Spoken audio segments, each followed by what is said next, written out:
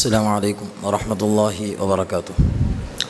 الحمد لله رب العالمين، الصلاة والسلام على أشرف المرسلين وعلى آله وصحبه أجمعين. أما بعد، رب اشرح لي صدري ويسر لي أمري واحلل عقدة من لساني يفقهوا قولي وما توفيقي إلا بالله عليه توكلت وإليه أنيب.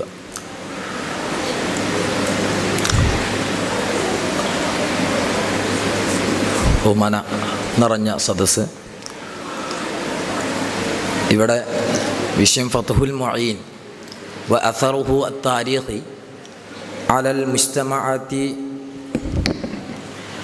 മുജ്തമഅത്തി ശാഫിഇയ്യ ഫിൽ ആലം. അപ്പോൾ ഫത്ഹുൽ മുഈൻ കേരളത്തിൽ പാരമ്പര്യമായിട്ട് പഠിപ്പിക്കപ്പെടുന്ന ഒരു വളരെയധികം പ്രചാരമുള്ള ഗ്രന്ഥമാണ്. അപ്പോൾ അതിൻ്റെ സ്വാധീനം, കേരളത്തിൽ ഒരു പണ്ഡിതനായി ഗണിക്കപ്പെടണം എന്നുണ്ടെങ്കിൽ ഫത്ഹുൽ മുഈൻ പഠിക്കണം, അതറിയുന്നവനായിരിക്കണം. അപ്പോൾ ഇത് ഫത്ഹുൽ മുഈൻ കേരളത്തിൽ മാത്രമല്ല, ലോകത്ത് മുഴുവനും ഫത്ഹുൽ മുഈൻ പ്രചരിക്കുന്നുണ്ട്.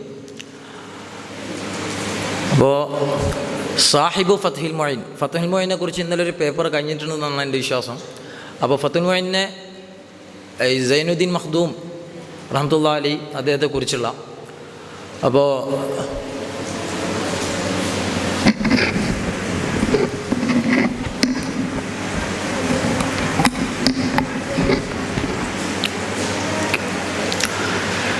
സാഹിബു ഫത്ഹുൽ മുഈൻ, അപ്പോൾ സൈനുദ്ദീൻ ബിൻ മുഹമ്മദ് അൽ ഗസാലി. ഈ പ്രത്യേകം ഈ പേര് പറയാനുള്ള കാരണം, സൈനുദ്ദീൻ അൽ മഖ്ദൂം, സൈനുദ്ദീൻ മഖ്ദൂമിൻ്റെ പിതാവായിട്ട് രണ്ട് സൈനുദ്ദീൻ മഖ്ദൂമുണ്ട്. ഉപ്പാപ്പയുണ്ട്, സൈനുദ്ദീൻ മഖ്ദൂം അൽ കബീർ ഉണ്ട്. അദ്ദേഹത്തിൻ്റെ 3 മക്കളിൽ ഒരാളാണ് മുഹമ്മദ് അൽ ഗസാലി. അപ്പം അദ്ദേഹത്തിൻ്റെ മകനാണ് സൈനുദ്ദീൻ മഖ്ദൂം സഗീർ. സാധാരണ ആളുകൾ തെറ്റിക്കാറുണ്ട്. സാധാരണ അദ്ദേഹത്തിൻ്റെ പിതാവിൻ്റെ പേര് മിക്കവാറും മുഹശ്ശീങ്ങൾ ഹാഷിയ എന്ന് പറയും.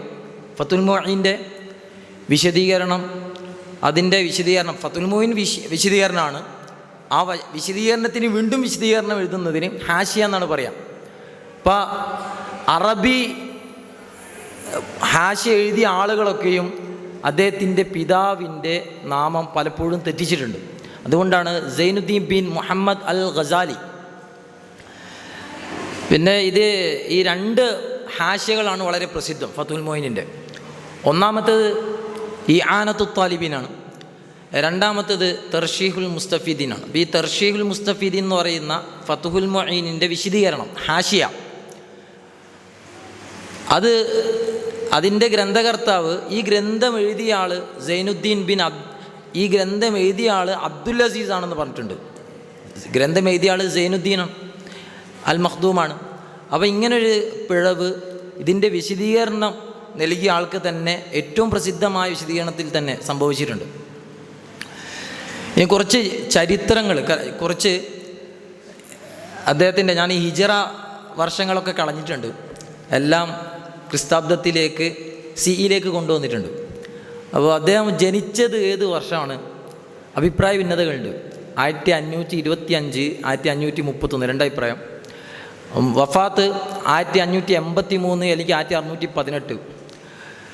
പിന്നെ എന്തായാലും ഉറപ്പുള്ള ഒരു കാര്യമുണ്ട്, അദ്ദേഹം മക്കയിൽ 10 വർഷം പഠനത്തിന് വേണ്ടി ചെലവഴിച്ചു. നാട്ടിലുള്ള പഠനത്തിന് ശേഷം 10 വർഷം മക്കയിൽ ചെലവഴിച്ചു. പിന്നെ അതേപോലെ തന്നെ ചരിത്രകാരന്മാർ രേഖപ്പെടുത്തിയ മറ്റൊരു കാര്യമുണ്ട്, 36 വർഷം പഠനം കഴിഞ്ഞ് തിരിച്ചു വന്നതിന് ശേഷം 36 വർഷം പൊന്നാനിയിലെ ദർസിൽ അദ്ദേഹം അധ്യാപകനായിരുന്നു, പഠിപ്പിച്ചിരുന്നു 36 വർഷം. ഇതുപോലെ തന്നെ സ്ഥിരപ്പെട്ട മറ്റൊരു കാര്യം, അദ്ദേഹത്തിൻ്റെ 10 വർഷത്തെ ഇടവേളയിൽ മക്കയിൽ നിൽക്കുന്ന സമയത്ത് അദ്ദേഹത്തിൻ്റെ ഷെയ്ഖ് അബൂബക്കർ അൽ ബക്കരി, ഇദ്ദേഹം ഒരു സൂഫി കൂടിയാണ്, സൂഫി പാരമ്പര്യം കൂടിയുള്ള. അപ്പോൾ സൂഫികൾ സാധാരണ അവരുടെ ഉസ്താദുമാർ ശിഷ്യന്മാർക്ക് ചില ദിക്റുകളൊക്കെയും അവർക്ക് നൽകും, ഇജാസത്തായിട്ട് നൽകും. അങ്ങനെ നൽകിയ ഒരു ദിക്റിനെ കുറിച്ച് രേഖപ്പെടുത്തപ്പെട്ടിട്ടുണ്ട്. അദ്ദേഹത്തിന് ദിക്റെ ജഹ്വരി തൻ്റെ ഷേഖ് നൽകിയത് 1558 അതായത് ഹിജറ വർഷമാണ് രേഖപ്പെടുത്തിയത്. ഇതിൻ്റെയൊക്കെ അഹമ്മദ് ഷാക്കിറിൻ്റെ ചരിത്ര ഗ്രന്ഥത്തിൽ അദ്ദേഹം അവലംബിച്ച ആ വർഷങ്ങളാണ് രേഖപ്പെടുത്തിയിട്ടുള്ളത്. പിന്നെ ഇതേപോലെ സ്ഥിരപ്പെട്ട മറ്റൊരു കാര്യം, 1573 അദ്ദേഹം ഫതുഹുൽ മുഈൻ എഴുതി വിരമിച്ചു.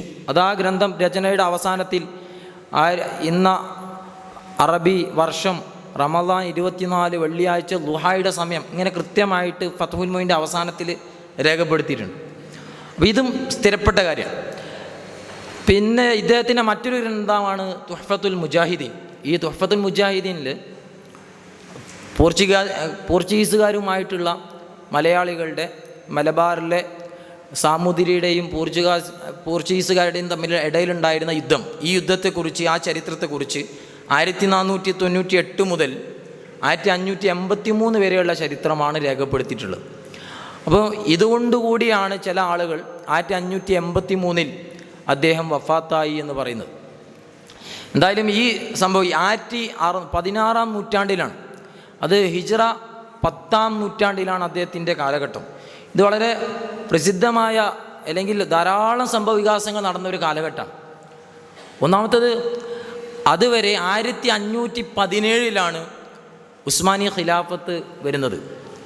അതായത് ഉമവിയ ഖിലാഫത്ത് കഴിഞ്ഞു, അബ്ബാസികളുടെ കാലം കഴിഞ്ഞ്, ഫാത്തിമകൾക്ക് സ്വാധീനം ഉണ്ടായിരുന്ന ഒരു കാലം കഴിഞ്ഞ്, പിന്നെ അബ്ബാസി അടിമ വംശക്കാരുടെ കാലഘട്ടത്തിൽ പേരിന് അബ്ബാസി ഖലീഫ ഈജിപ്തിലുണ്ടായിരുന്നു, പേരിന്. ഇത് 1517 സുൽത്താൻ സലീം അദ്ദേഹം ഖിലാഫത്ത്, ഉസ്മാനി ഖിലാഫത്ത്, അബ്ബാസികളിൽ നിന്ന് ഉസ്മാനി ഖിലാഫത്ത് അദ്ദേഹം ഏറ്റുവാങ്ങുന്നത്. ഇങ്ങനെ വാങ്ങുമ്പോൾ തന്നെ ഇത് ഫിഖ്ഹിനെയും ബാധിക്കുന്നുണ്ട്. എങ്ങനെയാണ് ഫിഖ്ഹിനെ ബാധിക്കുന്നത്? കാരണം മംലൂക്കികൾ, അതായത് അടിമ രാജാക്കന്മാർ, ഈ ബേബറസും അതുപോലെ തന്നെ സൈഫുദ്ദീൻ ഖുതുസും ഇങ്ങനെയുള്ള ഇവർ മുതൽ വരുന്ന അടിമ രാജാക്കന്മാരൊക്കെയും ഷാഫികളായിരുന്നു. എന്നല്ല, ലാഹിർ ബേബറസാണ്. ചരിത്രത്തിൽ ഇങ്ങനെ കാണാം, 4 ഖലീഫമാരെ, 4 മദ്ഹബിൻ്റെ പണ്ഡിതന്മാരെ ആദ്യമായി ഈ ഫത്വ നൽകാൻ വേണ്ടി പ്രത്യേകം നിശ്ചയിക്കുന്ന, അതായത് ഒരു ഖിലാഫത്തിൻ്റെ കീഴിൽ 4 മദ്ഹബിൻ്റെയും പണ്ഡിതന്മാരെ ഖളാഇന് വേണ്ടി, വിധിന്യായത്തിന് വേണ്ടി നിശ്ചയിക്കുന്ന ആദ്യത്തെ ആൾ ലാഹിർ ബേബറസാണ്. ബേബറസ് എന്ന് പറഞ്ഞാൽ ഇമാം നബവിയുടെ സമകാലികനാണ്. അപ്പോൾ എന്നാലും അദ്ദേഹം ഷാഫിഈയായിരുന്നു. ഷാഫിഈ മദ്ഹബിന് അന്ന് ബാക്കി 3 മദ്ഹബിനേക്കാളും മേൽക്കോമ ഉണ്ടായിരുന്നു. അതുപോലെ തന്നെ ഈജിപ്തിലെ അസ്ഹറിൽ ഷാഫി പണ്ഡിതന്മാരുടെ ധാരാളമായിട്ടുണ്ടായിരുന്നു. ഇങ്ങനെയൊക്കെ. പക്ഷേ 1517 വരെ എന്നല്ല, ചില ഗ്രന്ഥങ്ങളിൽ കാണാം 1500കളിൽ ലോകത്ത് ഏറ്റവും കൂടുതലുണ്ടായി. ഇന്ന് ലോകത്ത് ഏറ്റവും കൂടുതലുള്ളത് ഹനഫി മദ്ഹബാണ്. 1500കളിൽ ലോകത്ത് ഏറ്റവും കൂടുതലുള്ളത് ഷാഫി മദ്ഹബായിരുന്നു. ഈ ഷാഫി മദ്ഹബ് ഭൂരിപക്ഷം ആളുകളും ഷാഫി എന്നല്ല, ഇമാം സുബിക്ക് പറയുന്നുണ്ട് 536 ഹിജ്റ, അദ്ദേഹം ഏകദേശം ഒരു 1100കൾ. ഈ 1100കൾ മുതൽ മക്കയിൽ ഇമാമ് ഖുനൂത്ത് ഓതിയിരുന്നു. മക്കയിലെ ഇമാമ് ഫാത്തിഹയിൽ ബിസ്മി ഒച്ചത്തിൽ ഓതിയിരുന്നു. ഇതൊക്കെ ഷാഫി മദ്ഹബിൻ്റെ അടയാളങ്ങളാണ്, ചിഹ്നങ്ങളാണ്. ഇത് ഹറമിൽ 1100 മുതൽ നടക്കുന്നുണ്ട് എന്ന് ഇമാം സുബിക്ക് രേഖപ്പെടുത്തുന്നു. അപ്പോൾ 1517 ഉസ്മാനികൾ ഖിലാഫത്ത് ഏറ്റെടുത്തു. ഉസ്മാനികൾ ഹനഫി മദ്ഹബുകാരായിരുന്നു. ഇതേ സമയം തന്നെ ദൗല സഫവിയ ഇറാനൊക്കെ ഭരിച്ചിരുന്ന ഷിയകളുടെ ഭരണകൂടമാണ്. ഈ ഷിയകളുടെ അവിടെ ഉണ്ടായിരുന്ന, ശരിക്കും നിങ്ങൾ കേട്ടിട്ടുണ്ടാകും, ഷാഫി മദ്ഹബിൽ 2 ധാരകളുണ്ട്. ഒന്ന് ഖുറാസാനി ധാരയുണ്ട്, ഇറാഖി ധാരയുണ്ട്. ഈ ഖുറാസാനി ധാരയിലുണ്ടായിരുന്ന ഇമാം ഖസാലിയെ പോലെയുള്ള, ഇമാം ജുവൈനിയെ പോലെയുള്ള, അതായത് ഇറാനും അതിനപ്പുറത്തേക്കുമുള്ള പ്രദേശങ്ങൾ, ഈ തുർക്ക്മെനിസ്ഥാനും കസാഖിസ്ഥാനും ഉസ്ബെക്കിസ്ഥാനും ആ പ്രദേശങ്ങളൊക്കെ, അഫ്ഗാനിസ്ഥാനൊക്കെ അടങ്ങുന്ന ആ പ്രദേശങ്ങൾ, ഇറാൻ മുതൽ അങ്ങോട്ടേക്ക് നീണ്ടു കിടക്കുന്ന ആ പ്രദേശങ്ങൾ, ഈ പ്രദേശങ്ങളൊക്കെയും ഷാഫി മദ്ഹബിന് നല്ല വേരോട്ടം ഉണ്ടായിരുന്നു. ഈ വേരോട്ടം തടഞ്ഞത് ഷീഇകൾ അധികാരം പിടിച്ചെടുക്കുകയും അവരുടെ മദ്ഹബിനെ, ജാഫരി മദ്ഹബിനെ അവിടെ നടപ്പിലാക്കുകയും ചെയ്തതോടുകൂടിയാണ്. അപ്പം ഇങ്ങനെ ഒരു ഭാഗത്ത് സഫവികൾ അവരുടെ ഷിഈ മദ്ഹബ് പ്രോത്സാഹിപ്പിച്ചപ്പോൾ, അതുപോലെ തന്നെ ഇവിടെ ഈജിപ്തിൽ മുമ്പ് ഷിയകൾ ഭരിച്ചിരുന്നു. അപ്പോൾ അതിൻ്റെയൊക്കെ ചില അടയാളങ്ങൾ ബാക്കിയായിരുന്നു. അതുകൊണ്ടൊക്കെ തന്നെ ഉസ്മാനികൾ ഹനഫി മദ്ഹബിനെ കൂടുതൽ പ്രോത്സാഹിപ്പിച്ചു. എന്നല്ല, 1520 ശേഷം അവിടെ അന്ന് ഹറമിലെ അവസ്ഥ ഇന്നത്തെ പോലെ ഒരൊറ്റ മിഹ്റാബും ഒരൊറ്റ ഇമാമും ആയിരുന്നല്ല. 4 മദ്ഹബുകൾക്കും 4 മിഹ്റാബുകൾ ഉണ്ടായിരുന്നു. 1517 വരെ ആദ്യം ഷാഫിഈ മദ്ഹബിൻ്റെ ഇമാം നിസ്കരിക്കും, അതിനുശേഷം ഹനഫി, മാലിക്കി, ഹംബലി, ഇങ്ങനെയായിരുന്നു ക്രമം. പിന്നെ മഗ്രിബിൻ്റെ സമയത്ത് എല്ലാവരും ഒരുമിച്ചായിരിക്കും നിസ്കരിക്കുക. അപ്പോൾ ശബ്ദ കോലാഹലങ്ങളൊക്കെ നടക്കും. പലപ്പോഴും പിറകിൽ നിൽക്കുന്ന ആൾ താൻ ഏത് ഇമാമിൻ്റെ, അതായത് മാലിക്കി മദ്ഹബിൻ്റെ ഇമാമിൻ്റെ ശബ്ദം കേട്ട് ഷാഫി ഇമാമിൻ്റെ പിറകിൽ നിസ്കരിക്കുന്ന ആൾ കുനിയും. ഇങ്ങനെയൊക്കെ തക്ബീറത്തുകൾ മാറിയൊക്കെ വളരെ ശ്രദ്ധിച്ച് നിസ്കരിക്കേണ്ട ഒരു അവസ്ഥയൊക്കെ ഉണ്ടായിരുന്നു ഒരു സമയത്ത്, ഈ 1500-കളിൽ. പിന്നീട് 1517 ഹനഫി മദ്ഹബിൻ്റെ അവിടെയുള്ള ആ മിഹ്റാബ്, ഹനഫി മിഹ്റാബ്, ഹറമിലെ മക്കയിലെ ഹനഫി മിഹ്റാബ്, അതിനെ തകർത്ത് കുറച്ചുകൂടി വലുപ്പത്തിൽ നിർമ്മിക്കുകയും അങ്ങനെ ഹനഫി മദ്ഹബിന് ഇതുവരെ ഷാഫി മദ്ഹബിന് ഉണ്ടായതിനേക്കാൾ വലിയ ഒരു സ്വാധീനം, ഒരു സ്ഥാനം ഹറമിലുണ്ടാവുകയും ചെയ്തു. അപ്പം അങ്ങനെ ഒരു പ്രധാനപ്പെട്ട ഒരു കാലഘട്ടമാണ് ഈ 16-ാം നൂറ്റാണ്ട് എന്ന് പറയുന്നത്, 1500-കൾ എന്ന് പറയുന്നത്. പിന്നെ ഒരു ഭാഗത്ത് ഇന്തിഷാറുൽ ഫി ജുനൂബി ഷർഖി ആസിയ, ഇന്ന് ലോകത്ത് ഏറ്റവും കൂടുതൽ ഷാഫികളുള്ളത് ഇന്തോനേഷ്യ, മലേഷ്യ, ആ ഭാഗത്തേക്ക് മുഴുവൻ, തായ്ലൻഡ്, മലേഷ്യ, സിംഗപ്പൂർ, ബ്രൂണെ തുടങ്ങിയ പ്രദേശങ്ങളിൽ മുഴുവനും ഷാഫി മദ്ഹബുകാരാണ്. അവിടെ ഇസ്ലാം ആഴത്തിൽ പ്രചരിക്കുന്നത് 1400-കളിലാണ്. അപ്പോൾ ഈ പ്രചരിച്ച് തുടങ്ങുന്ന ഒരു കാലഘട്ടം കൂടിയാണ്, പ്രചരിച്ച് തുടങ്ങി ഒരു 100 വർഷം കഴിഞ്ഞതേ ഉള്ളൂ. അപ്പം അതൊരു പ്രസക്തമായൊരു കാര്യമാണ്. കാരണം അവിടെയൊക്കെ എത്തുന്നത് ഈ യമനികളായ യാത്രക്കാർ, ഷാഫി മദ്ഹബുകാരാണ് അവിടെയൊക്കെയും ഇസ്ലാം പ്രചരിപ്പിക്കുന്നത്. അതോടൊപ്പം തന്നെ ഷാഫി മദ്ഹബും പ്രചരിക്കപ്പെടുന്നുണ്ട്. പിന്നെ ഇന്ത്യയിലേക്ക് വരികയാണെങ്കിൽ അന്ന് അക്ബറിൻ്റെ ഭരണമാണ്, മുഗൾ ഭരണകൂടമാണ്. 1550 മുതൽ 1600 വരെ 50 വർഷത്തോളം അക്ബർ ഭരിക്കുകയാണ്. അപ്പോൾ ഇദ്ദേഹത്തിൻ്റെ സൈനുദ്ദീൻ മഖ്ദൂമിൻ്റെ സമകാലികനാണ് അക്ബർ. അതുപോലെ തന്നെ കുറച്ച് താഴോട്ട് ഇന്ത്യയുടെ, അതായത് ഒരു മഹാരാഷ്ട്രയുടെ ഒക്കെ താഴോട്ടേക്ക് വന്നു കഴിഞ്ഞാൽ അവിടെ ഡെക്കാൻ സൽത്തനേറ്റിൻ്റെ ബീജാപ്പൂർ. അപ്പോൾ ഈ ബീജാപ്പൂർ രാജാവിനാണ് അദ്ദേഹം ഈ തുഹ്ഫത്തുൽ മുജാഹിദീൻ സമർപ്പിക്കുന്നത്. ബീജാപ്പൂർ അങ്ങനെ തുടങ്ങി ഒരു 4 അവിടെ ഈ മുസ്ലിം സൽത്തനേറ്റുകൾ ഉണ്ടായിരുന്നു. ഡെക്കാൻ സൽത്തനത്ത്, ഡെക്കാൻ എന്നാണ് പറയുക.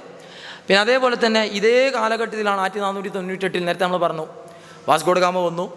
വാസ്കോഡഗാമ വന്ന് ഇവിടെ സാമൂതിരിയും വാസ്കോഡഗാമയും അതുപോലെ തന്നെ ഈ ഗോവ മുതൽ ഇന്ത്യയുടെ തീരത്ത് ഈ തദ്ദേശീയരും പോർച്ചുഗീസുകാരും തമ്മിലുള്ള ഈ പോരാട്ടങ്ങൾ നടന്നുകൊണ്ടിരിക്കുകയാണ്. ഇപ്പോൾ 1570-കളിലാണ് 75-ലാണ് ചാലിയം യുദ്ധം നടക്കുന്നത്, വളരെ പ്രസിദ്ധമായ ചാലിയം. ഇതൊക്കെ സൈനുദ്ദീൻ മഖ്ദൂമിൻ്റെ കാലഘട്ടത്തിൽ, അദ്ദേഹം ഇവിടെ കേരളത്തിൽ ജീവിച്ചിരിക്കുന്ന കാലഘട്ടത്തിലാണ് നടക്കുന്നത്.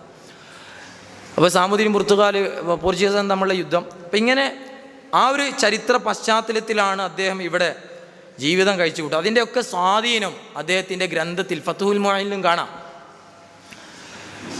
അപ്പോൾ അന്ന് ആ കാലഘട്ടത്തിൽ പ്രചാരത്തിൽ സൈനുദ്ദീൻ മഖ്ദൂം ഫത്ഹുൽ മുഈൻ രചിക്കുമ്പോൾ അതിനു മുമ്പ് അദ്ദേഹം അതിൻ്റെ മത്തിന് രചിക്കുന്നുണ്ട്. അതിൻ്റെ പേര് ഖുർറത്തുൽ ഐൻ ബി മുഹിമ്മാത്തിദ്ദീൻ എന്നാണ്.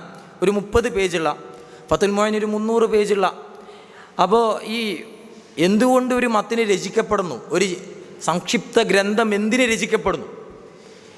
അപ്പോൾ അന്ന് പ്രചാരത്തിലുണ്ടായിരുന്ന കുറച്ച് ഗ്രന്ഥങ്ങളുടെ പേരാണ്. അപ്പോൾ ഒന്ന് ഷിറാസിയുടെ മുഹദ്ദബ്, മുഹദ്ദബ് നമുക്കറിയാം. മുഹദ്ദബിന് ഇമാം നവവിയുടെ ഒരു വിശദീകരണമുണ്ട്, മജ്മൂ എന്ന് പറഞ്ഞു, വളരെ പ്രസിദ്ധമാണ്.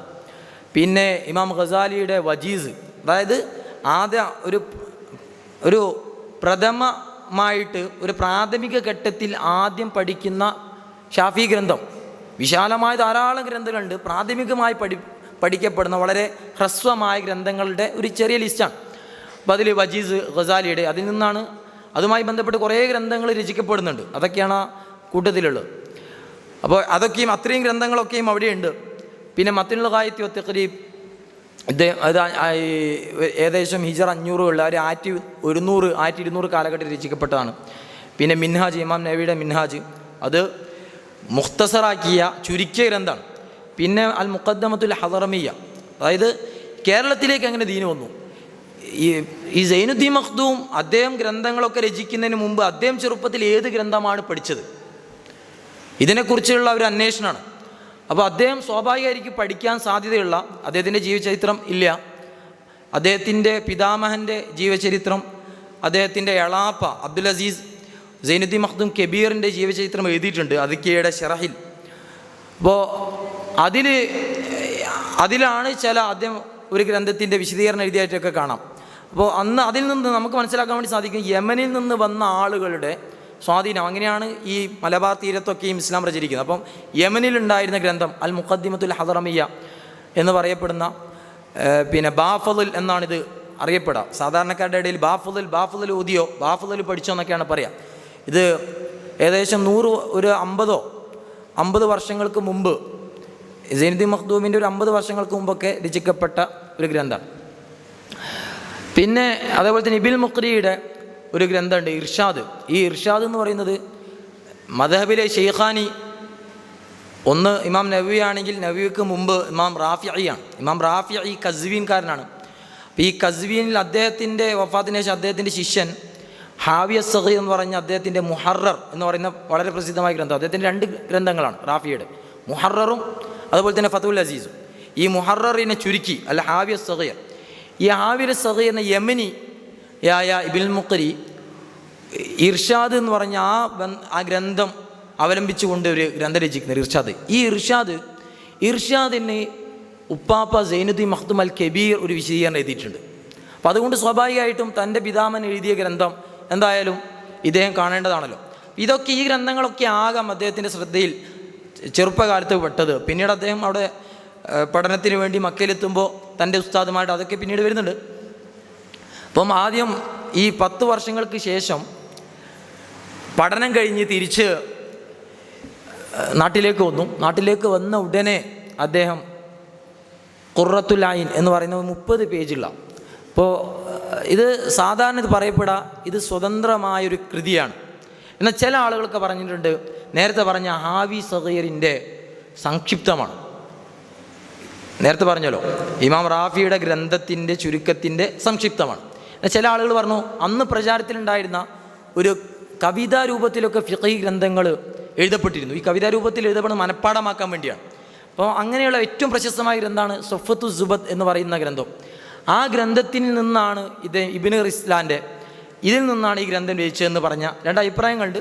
പക്ഷേ പൊതുവെ അംഗീകരിക്കപ്പെട്ടിട്ടടുത്ത് സ്വതന്ത്രമായ കൃതിയാണ്, ഒരു 30 പേജുള്ള. ഇതിന് 2 വിശദീകരണം. ഒന്ന് ഗ്രന്ഥകർത്താവ് തന്നെ എഴുതി, അതാണ് ഫതുൽ മുഈൻ. പിന്നീട് പിൽക്കാലത്ത് ഇന്തോനേഷ്യൻ സ്വദേശിയായ ജാവക്കാരനായ മുഹമ്മദ് നബവി അൽ ജാവി, അദ്ദേഹം പിന്നീട് 250 വർഷങ്ങൾക്ക് ശേഷം ഈ ഖുർറത്തുൽ ഐനിന് അദ്ദേഹത്തിൻ്റെ ഭാഗത്തിന് വിശദീകരണം വന്നു. നിഹായത്തുസ്സീൻ ഇന്ന് സൊമാലിയയിലൊക്കെ പഠിപ്പിക്കപ്പെടുന്നത് ആ ഗ്രന്ഥമാണ്, അല്ലെങ്കിൽ അവലംബിക്കപ്പെടുന്നത് ഫതുൽ മുഈനേക്കാളും ആ ഗ്രന്ഥമാണ്.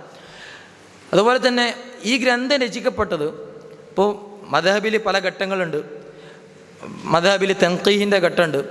അപ്പോൾ ഇമാം നബവിയുടെ റാഫിയുടെ ഒക്കെ ആ ഘട്ടത്തിന് അവരൊക്കെ തൻഖീ ചെയ്തതിന് ശേഷമാണ് ഈ ഗ്രന്ഥം രചിക്കപ്പെടുന്നത്.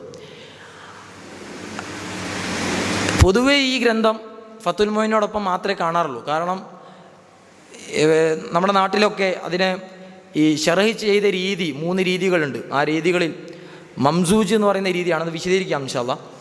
അപ്പോൾ ഇങ്ങനെ ഖുർറത്തുൽ ഐൻ എന്ന് പറയുന്ന, അപ്പോൾ ഈ ഗ്രന്ഥത്തെ ധാരാളം അന്നുണ്ടായിരുന്ന സംക്ഷിപ്തമായ ധാരാളം ഗ്രന്ഥങ്ങൾ ഒരു ഗ്രന്ഥത്തിനോട് നമുക്ക് ഒന്ന് താരതമ്യം ചെയ്യാം. ഇന്നും നമ്മുടെ നാട്ടിൽ ഇവിടെ തന്നെയുള്ള പല വിദ്യാർത്ഥികളും സ്വന്തമായും അധ്യാപക അടുക്കലൊക്കെ പോയി ഇന്നും പല നാടുകളിലും പല സ്ഥാപനങ്ങളിലും സിലബസിലുള്ള ഒരു ഗ്രന്ഥമുണ്ട്, മത്നുൽ ഗായത്തി വത്തഖരീബ് എന്ന് പറയുന്ന ഇബ്ൻ അബി ഷുജാഇൻ്റെ മത്നുൽ ഗായത്തി വത്തഖരീബ്. ഇത് 1200കളിൽ എഴുതപ്പെട്ട ഗ്രന്ഥമാണ്. നമ്മുടെ ഖുർറത്തുൽ ഐൻ 1600കളിൽ എഴുതപ്പെട്ട ഗ്രന്ഥമാണ്. ഇത് തമ്മിലുള്ള ഒരു താരതമ്യം. ഒന്നാമത്തെ 6-ാം നൂറ്റാണ്ട് ഹിജ്റ, മറ്റേത് 10-ാം നൂറ്റാണ്ട്.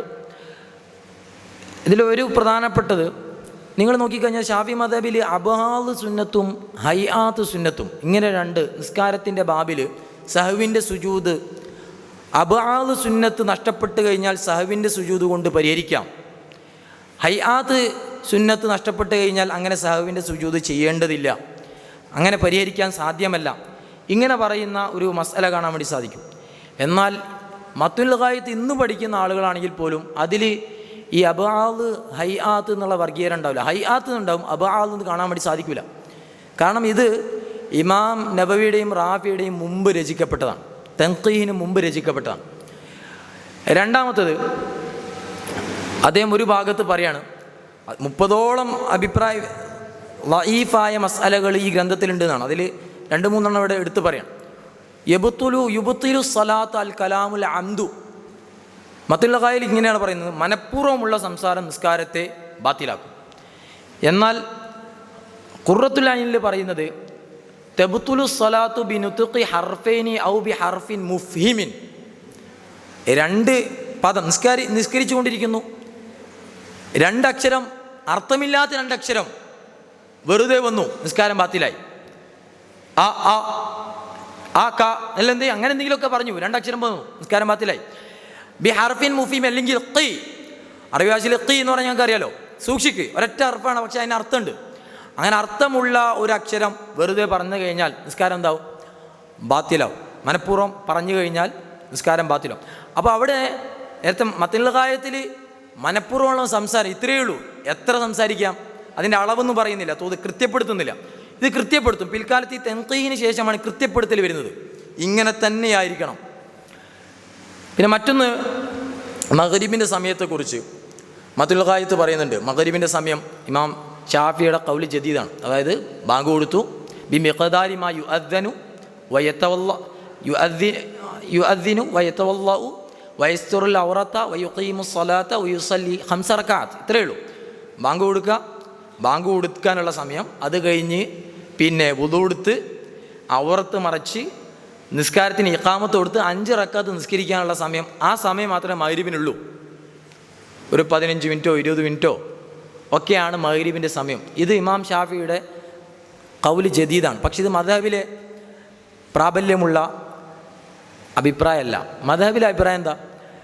ഖൗല് ഖദീമാണ്, പഴയ ഇമാം ഷാഫിയുടെ ഖൗലാണ്. അതായത് മഗ്രിബിൻ്റെ സമയം ഫമഗ്രിബുൻ ഇലാ മഗ്രിബി ഷഫഖിൻ. ഖുറത്തുൽ ഐനിലെ പ്രയോഗം അങ്ങനെയാണ്. മഗ്രിബ് ഷഫഖ് അസ്തമിക്കുന്നത് വരെയാണ്. ഷഫഖുൽ അഹ്മർ, അതായത് ഇശാൻ്റെ സമയമാകുന്നത് വരെ. മഗ്രിബ് വാങ്ങ് കൊടുത്ത് മഗ്രിബ് ഇശാ വരെയാണ് മഗ്രിബിൻ്റെ സമയം. അപ്പോൾ ഇത് ഇങ്ങനെയുള്ള വ്യത്യാസം 30ഓളം വ്യത്യാസങ്ങളുണ്ട് എന്നാണ്. അതൊക്കെ ഗ്രന്ഥരൂപത്തിൽ രചിക്കപ്പെട്ടിട്ടുണ്ട്. ഇനി ഫതുഹുൽ മുഈൻ എന്നുള്ള നമ്മുടെ ഷറഹിലേക്ക് വരികയാണെങ്കിൽ, ഇപ്പോൾ ഖുറത്തുൽ ഐനെ കുറിച്ച് പറഞ്ഞു. അപ്പോൾ ഇതിൻ്റെ ആമുഖത്തിൽ സൈനുദ്ദീൻ മഖ്ദൂം മുഅല്ലിഫ് തന്നെ വ്യക്തമാക്കുന്നുണ്ട്, ഞാൻ ഈ ഗ്രന്ഥം ഇൻതഖത്തുഹു വഹാദ ശർ മിനൽ കുതുബി അൽ മുഅതമദതി ലി ശൈഖിന ഖാത്തിമത്തിൽ മുഹഖിഖ്. അപ്പം നമ്മുടെ 4 പേരുടെ പേര് അദ്ദേഹം പറയുന്നുണ്ട്. ഒന്ന് നമ്മുടെ ഷേഖ് ഇബ്നു ഹജർ അൽ ഹൈതമി, രണ്ടാമത് നമ്മുടെ മറ്റൊരു ഉസ്താദ് Abdulrahman bin Ziyad അസ്സബീദി, Ibnu Siyad അസ്സബീദി. അപ്പോൾ ഹൈതമി ഈജിപ്തുകാരനാണ്. അദ്ദേഹം മക്കയിൽ വന്ന് പിന്നെ കുറേ കാലങ്ങളായി മക്കയിൽ പഠിപ്പിച്ചുകൊണ്ടിരിക്കുന്ന ആളാണ്. സബീദി എന്ന് പറയുന്നത് യമൻകാരനാണ്. അദ്ദേഹം അവിടെ നിന്ന് വന്ന് മക്കയിൽ തന്നെയാണ് പഠിപ്പിച്ചുകൊണ്ടിരിക്കുന്നത്. അപ്പോൾ ഈ 2 ഉസ്താദുമാരുടെ, അപ്പോൾ ഇദ്ദേഹം ഇബ്നു ഹജറിന് ധാരാളം ഗ്രന്ഥങ്ങളുണ്ട്. ഇബ്നു സിയാദ് സബീദിക്ക് അദ്ദേഹം യമനിലെ മുഫ്തിയായിരുന്നു. അദ്ദേഹത്തിൻ്റെ ഫത്വകൾ വളരെ പ്രശസ്തമാണ്. അദ്ദേഹം ഇബ്നു ഹജറും തമ്മിലുള്ള ഈ ഒരു കടക്കാരൻ, അയാൾക്ക് കടം വാങ്ങിച്ച ഒരാൾ, കടബാധ്യതയുള്ള ഒരാൾ, അയാൾക്ക് ദാനം സംഭാവന ചെയ്യാൻ വേണ്ടി പറ്റുമോ പറ്റില്ലേ? ഇത് രണ്ട് വിരുദ്ധ അഭിപ്രായങ്ങളായി ഇവർ രണ്ടുപേരും. അപ്പോൾ ഇവർ തമ്മിലുള്ള കത്തെഴുത്തുകളുടെ ഒരു ഗ്രന്ഥമൊക്കെ ക്രോഡീകരിക്കപ്പെട്ടിട്ടുണ്ട്. ഇദ്ദേഹത്തിൻ്റെ ഫത്വകളുണ്ട്. പിന്നെ 2 ഇവരുടെയും ഉസ്താദുമാരായ സക്കരിയ അൽ അൻസാരി, അദ്ദേഹം 9-ാം നൂറ്റാണ്ടിലെ മുജദ്ദിദായിട്ട് എണ്ണപ്പെടുന്ന ആളാണ്. പിന്നെ അതുപോലെ തന്നെ ധാരാളം ഗ്രന്ഥങ്ങൾ അദ്ദേഹം എഴുതിയിട്ടുണ്ട്. സക്കരിയ അൽ അൻസാരിയുടെ ഗ്രന്ഥങ്ങൾ ഹസ്നൽ മത്താലിബ്, പിന്നെ ഷെറുൽ ഇആബ് എന്നൊക്കെ പറഞ്ഞുകൊണ്ട്. പിന്നെ അഹമ്മദ് അൽ മുസജ്ജദ് അസ്സബീദി, ഇദ്ദേഹം പിന്നെ ഉബാബ് എന്ന് പറയുന്ന ഗ്രന്ഥം അദ്ദേഹത്തിൻ്റെ ആണ്. അപ്പോൾ ഇവർ ഈ 4 പേര്. അതിനുശേഷം മുത്തഅഖിരീങ്ങൾ എന്ന് പറഞ്ഞാൽ ഇമാം നബവിക്ക് ശേഷമുള്ള ആളുകളാണ് മുത്തഅഖിരീങ്ങൾ. അവരിൽ നിന്ന് പിന്നെ ഇമാം നവവിയും റാഫിയും ഉറപ്പിച്ച് പറഞ്ഞ ഈ രണ്ടുപേരും അഭിപ്രായ വ്യത്യാസമാണെങ്കിൽ ഇമാം നബവി പറഞ്ഞ അൻ നബവിയു റാഫിയു ഫൻ നബവിയു അഭിപ്രായ വ്യത്യാസമുണ്ടെങ്കിൽ ഫൻ നബവിയു ഫ മുഹഖിഖുൽ മുതഅഖിരീന. ഇനി അതിലും ഭിന്നതയുണ്ടെങ്കിൽ വ്യക്തത കിട്ടുന്നില്ല എങ്കിൽ ഇമാം നബവിയിൽ വ്യക്തത കിട്ടുന്നില്ല എങ്കിൽ പിന്നീടുള്ള മുതഅഖിരീങ്ങളെ ബാക്കി മുഹഖിഖീങ്ങളായ പണ്ഡിതന്മാർ. ഇങ്ങനെയാണ് എൻ്റെ ഗ്രന്ഥം ഞാൻ ഈ 4 പേരും പിന്നീട് പറഞ്ഞ ഈ ഒരു ക്രമത്തിലായിരിക്കും ഗ്രന്ഥരചന നടത്താം. പ്രത്യേകിച്ച് അദ്ദേഹം അവലംബിച്ച് ഹൈത്തമി ഇബ്നു ഹജർ അൽ ഹൈത്തമി റളിയല്ലാഹു അൻഹു മജ്മഈൻ. അപ്പോൾ അദ്ദേഹത്തിൻ്റെ തുഹ്ഫത്തുൽ മുഹ്താജ്, ഈ മിൻഹാജിൻ്റെ ഷറഹ്, ഫത്ഹുൽ ജവാദ്, ഇംദാദ്, ഫത്താവൽ കുബ്ര, ഷറഹുൽ ഉബാബ് എന്നെല്ലാം പറഞ്ഞ് അദ്ദേഹത്തിൻ്റെ ഗ്രന്ഥങ്ങളാണ്.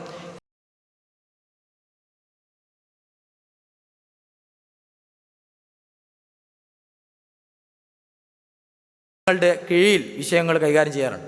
പിന്നെ അദ്ദേഹത്തിൻ്റെ ശൈലി ഇഖ്താർ ഉസ്ലൂബ് അൽ മസ്ജ് ഫി ഷറഹിൽ അൽ മൗദൂഇ വലൽ മൗദൂഇ.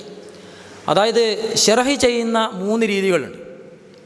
നിങ്ങൾക്കറിയാം നമ്മുടെ തഫീമുൽ ഖുർആനിൻ്റെ പിന്നെ തഫ്സീറിൻ്റെ രീതിയുണ്ട്.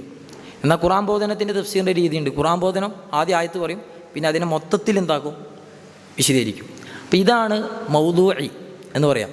എന്നാൽ തഫീം എന്താ ചെയ്യുക, തഫീം ചെയ്യൽ ഒരു ഭാഗം പ്രയാസമുള്ള ഏതൊരു ഭാഗം അത് മാത്രം എടുത്തിട്ട് അതിനെക്കുറിച്ച് വിശദീകരിക്കുക, അതാണ് മൗദൂഇ. ഇത് രണ്ടുമല്ലാത്ത മൂന്നാമത്തെ ഒരു കാര്യമാണ്.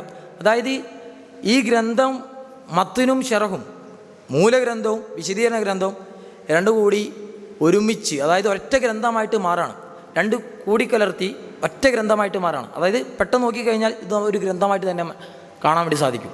ഇങ്ങനെ തുടർച്ചയായിട്ട് വരുന്നത് കൊണ്ടാണ് ഈ പിന്നെ അൽ മംസൂജ് എന്നാണ് പറയുക. അപ്പോൾ ഉസ്ലൂബുൽ മംസൂജാണ് അദ്ദേഹം ഇതിനു വേണ്ടി തിരഞ്ഞെടുത്തത്, മൗദൂഇയോ അല്ല. പിന്നെ ഫത്ഹുൽ മുഈൻ്റെ ബാബുകളെ കുറിച്ച് പറയുമ്പോൾ സാധാരണ ഫിഖ്ഹി ഗ്രന്ഥങ്ങൾ തുടങ്ങൽ ബാബു ത്വഹാറയാണ്. പക്ഷേ അദ്ദേഹം തുടങ്ങിയ ബാബു സ്വലാത്താണ്. ഈ ബാബു സ്വലാത്തിൽ ഷർത്തുകൾ പറയുമ്പോൾ ഒന്നാമത്തെ ഷർത്ത് ശുദ്ധിയാവുക, നജസിൽ നിന്ന് ശുദ്ധിയാവുക, പിന്നെ അശുദ്ധിയിൽ നിന്ന് ശുദ്ധിയാവുക. അവിടെയാണ് ത്വഹാറത്ത് പറയുക. അതായത് ആ ബാബിൻ്റെ കീഴിലാണ് ഇത് വരിക. അപ്പോൾ അത് ബാബു ത്വഹാറ എന്ന് പറഞ്ഞ പ്രത്യേകം അധ്യായമില്ല. ഇത് ധാരാളം ഫിഖ്ഹി ഗ്രന്ഥങ്ങൾ നമ്മളിങ്ങനെ കൈകാര്യം ചെയ്യുമ്പോൾ ഈ വ്യത്യാസങ്ങൾ നമുക്ക് മനസ്സിലാവും. പിന്നെ അഹ്കാമുൻ നദർ ഫി നിഹായത്ത് റുബിൽ ഇബാദത്ത്, സാധാരണ നദർ നേർച്ച അത് ഇബാദത്തിൻ്റെ അവസാനത്തിലാണ് അദ്ദേഹം കൈകാര്യം ചെയ്യുന്നത്. സാധാരണ അങ്ങനെയല്ല കൈകാര്യം ചെയ്യാറ്. അതുപോലെ തന്നെ ലിബാസ്, വസ്ത്രത്തെക്കുറിച്ച് പറയുന്നത് ഇത് ജുമായുടെ, അതേ സുന്നത്തായ വസ്ത്രങ്ങളെക്കുറിച്ച്, വസ്ത്രത്തിലെ ഹറാം ഹലാലിനെ കുറിച്ച് ഇതൊക്കെയുള്ള ചർച്ച ഉണ്ടല്ലോ. സാധാരണ ഫിഖ്ഹി ഗ്രന്ഥങ്ങളിൽ ലിബാസിൻ്റെ കിതാബുൽ ലിബാസ് അല്ലെങ്കിൽ ബാബുൽ ലിബാസ് ഉണ്ടാവും. ഫത്ഹുൽ മുഈൻ അങ്ങനെ ഇല്ല. അത് ജുമയുടെ ഭാഗത്ത് നോക്കിക്കഴിഞ്ഞാൽ അവിടെ ഒരു ഭാഗത്ത് പിന്നെ ലിബാസിനെ കുറിച്ച് വിശദീകരിക്കുന്നുണ്ട്, ഒരു ഹെഡിങ്ങിൻ്റെ കീഴിൽ പറയുന്നുണ്ട്. പിന്നെ അദ്ദേഹം ഇസ്തിഹാദത്ത് ജുആല പോലുള്ള അധ്യായങ്ങളെ പറഞ്ഞിട്ടേയില്ല. ഇസ്തിഹാദത്തും ജുആല, അതായത് പിന്നെ മത്സരം പ്രഖ്യാപിച്ചുകൊണ്ട് ഒരു ഇനാം പ്രഖ്യാപിച്ചുകൊണ്ട് അതായത് നിങ്ങൾ ഈ കാര്യം ചെയ്തു കഴിഞ്ഞാൽ ഇത്ര സമ്മാനം എന്ന് പറയുന്ന ജുആല എന്ന് പറയുന്ന ഈ 2 അധ്യായം സാധാരണ ഫിഖ്ഹി ഗ്രന്ഥങ്ങളിലൊക്കെ ഉണ്ടാകും. ഇതില്ല, ഫത്ഹുൽ മുഈനിലില്ല, ഇസ്തിഹാദയും ഇല്ല. പിന്നെ തയമ്മുമിനെ കുറിച്ച് മത്തിനിൽ പറയുന്നില്ല. അതാ 30 പേജുള്ള ഖുറത്തുൽ ലൈനിൽ പറയുന്നില്ല. ഹുഫ തടവുന്നതിനെ കുറിച്ച് പറയുന്നില്ല. ഇപ്പോൾ സുജൂദ് തിലാവിയ ഇത്തികാഫ് തുടങ്ങിയൊന്നും പറയുന്നില്ല.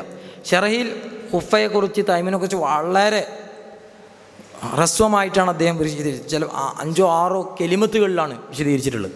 അതിന് സാധാരണ പറയുക കേരളത്തിലെ ആ ഒരു പശ്ചാത്തലമാണ്. കേരളത്തിൽ അറേബ്യയിൽ സാധാരണ ആളുകൾ ഹുഫ് ധരിക്കുമായിരുന്നു. കേരളത്തിൽ അങ്ങനെ ഹുഫ് ധരിക്കാറില്ല ആളുകൾ.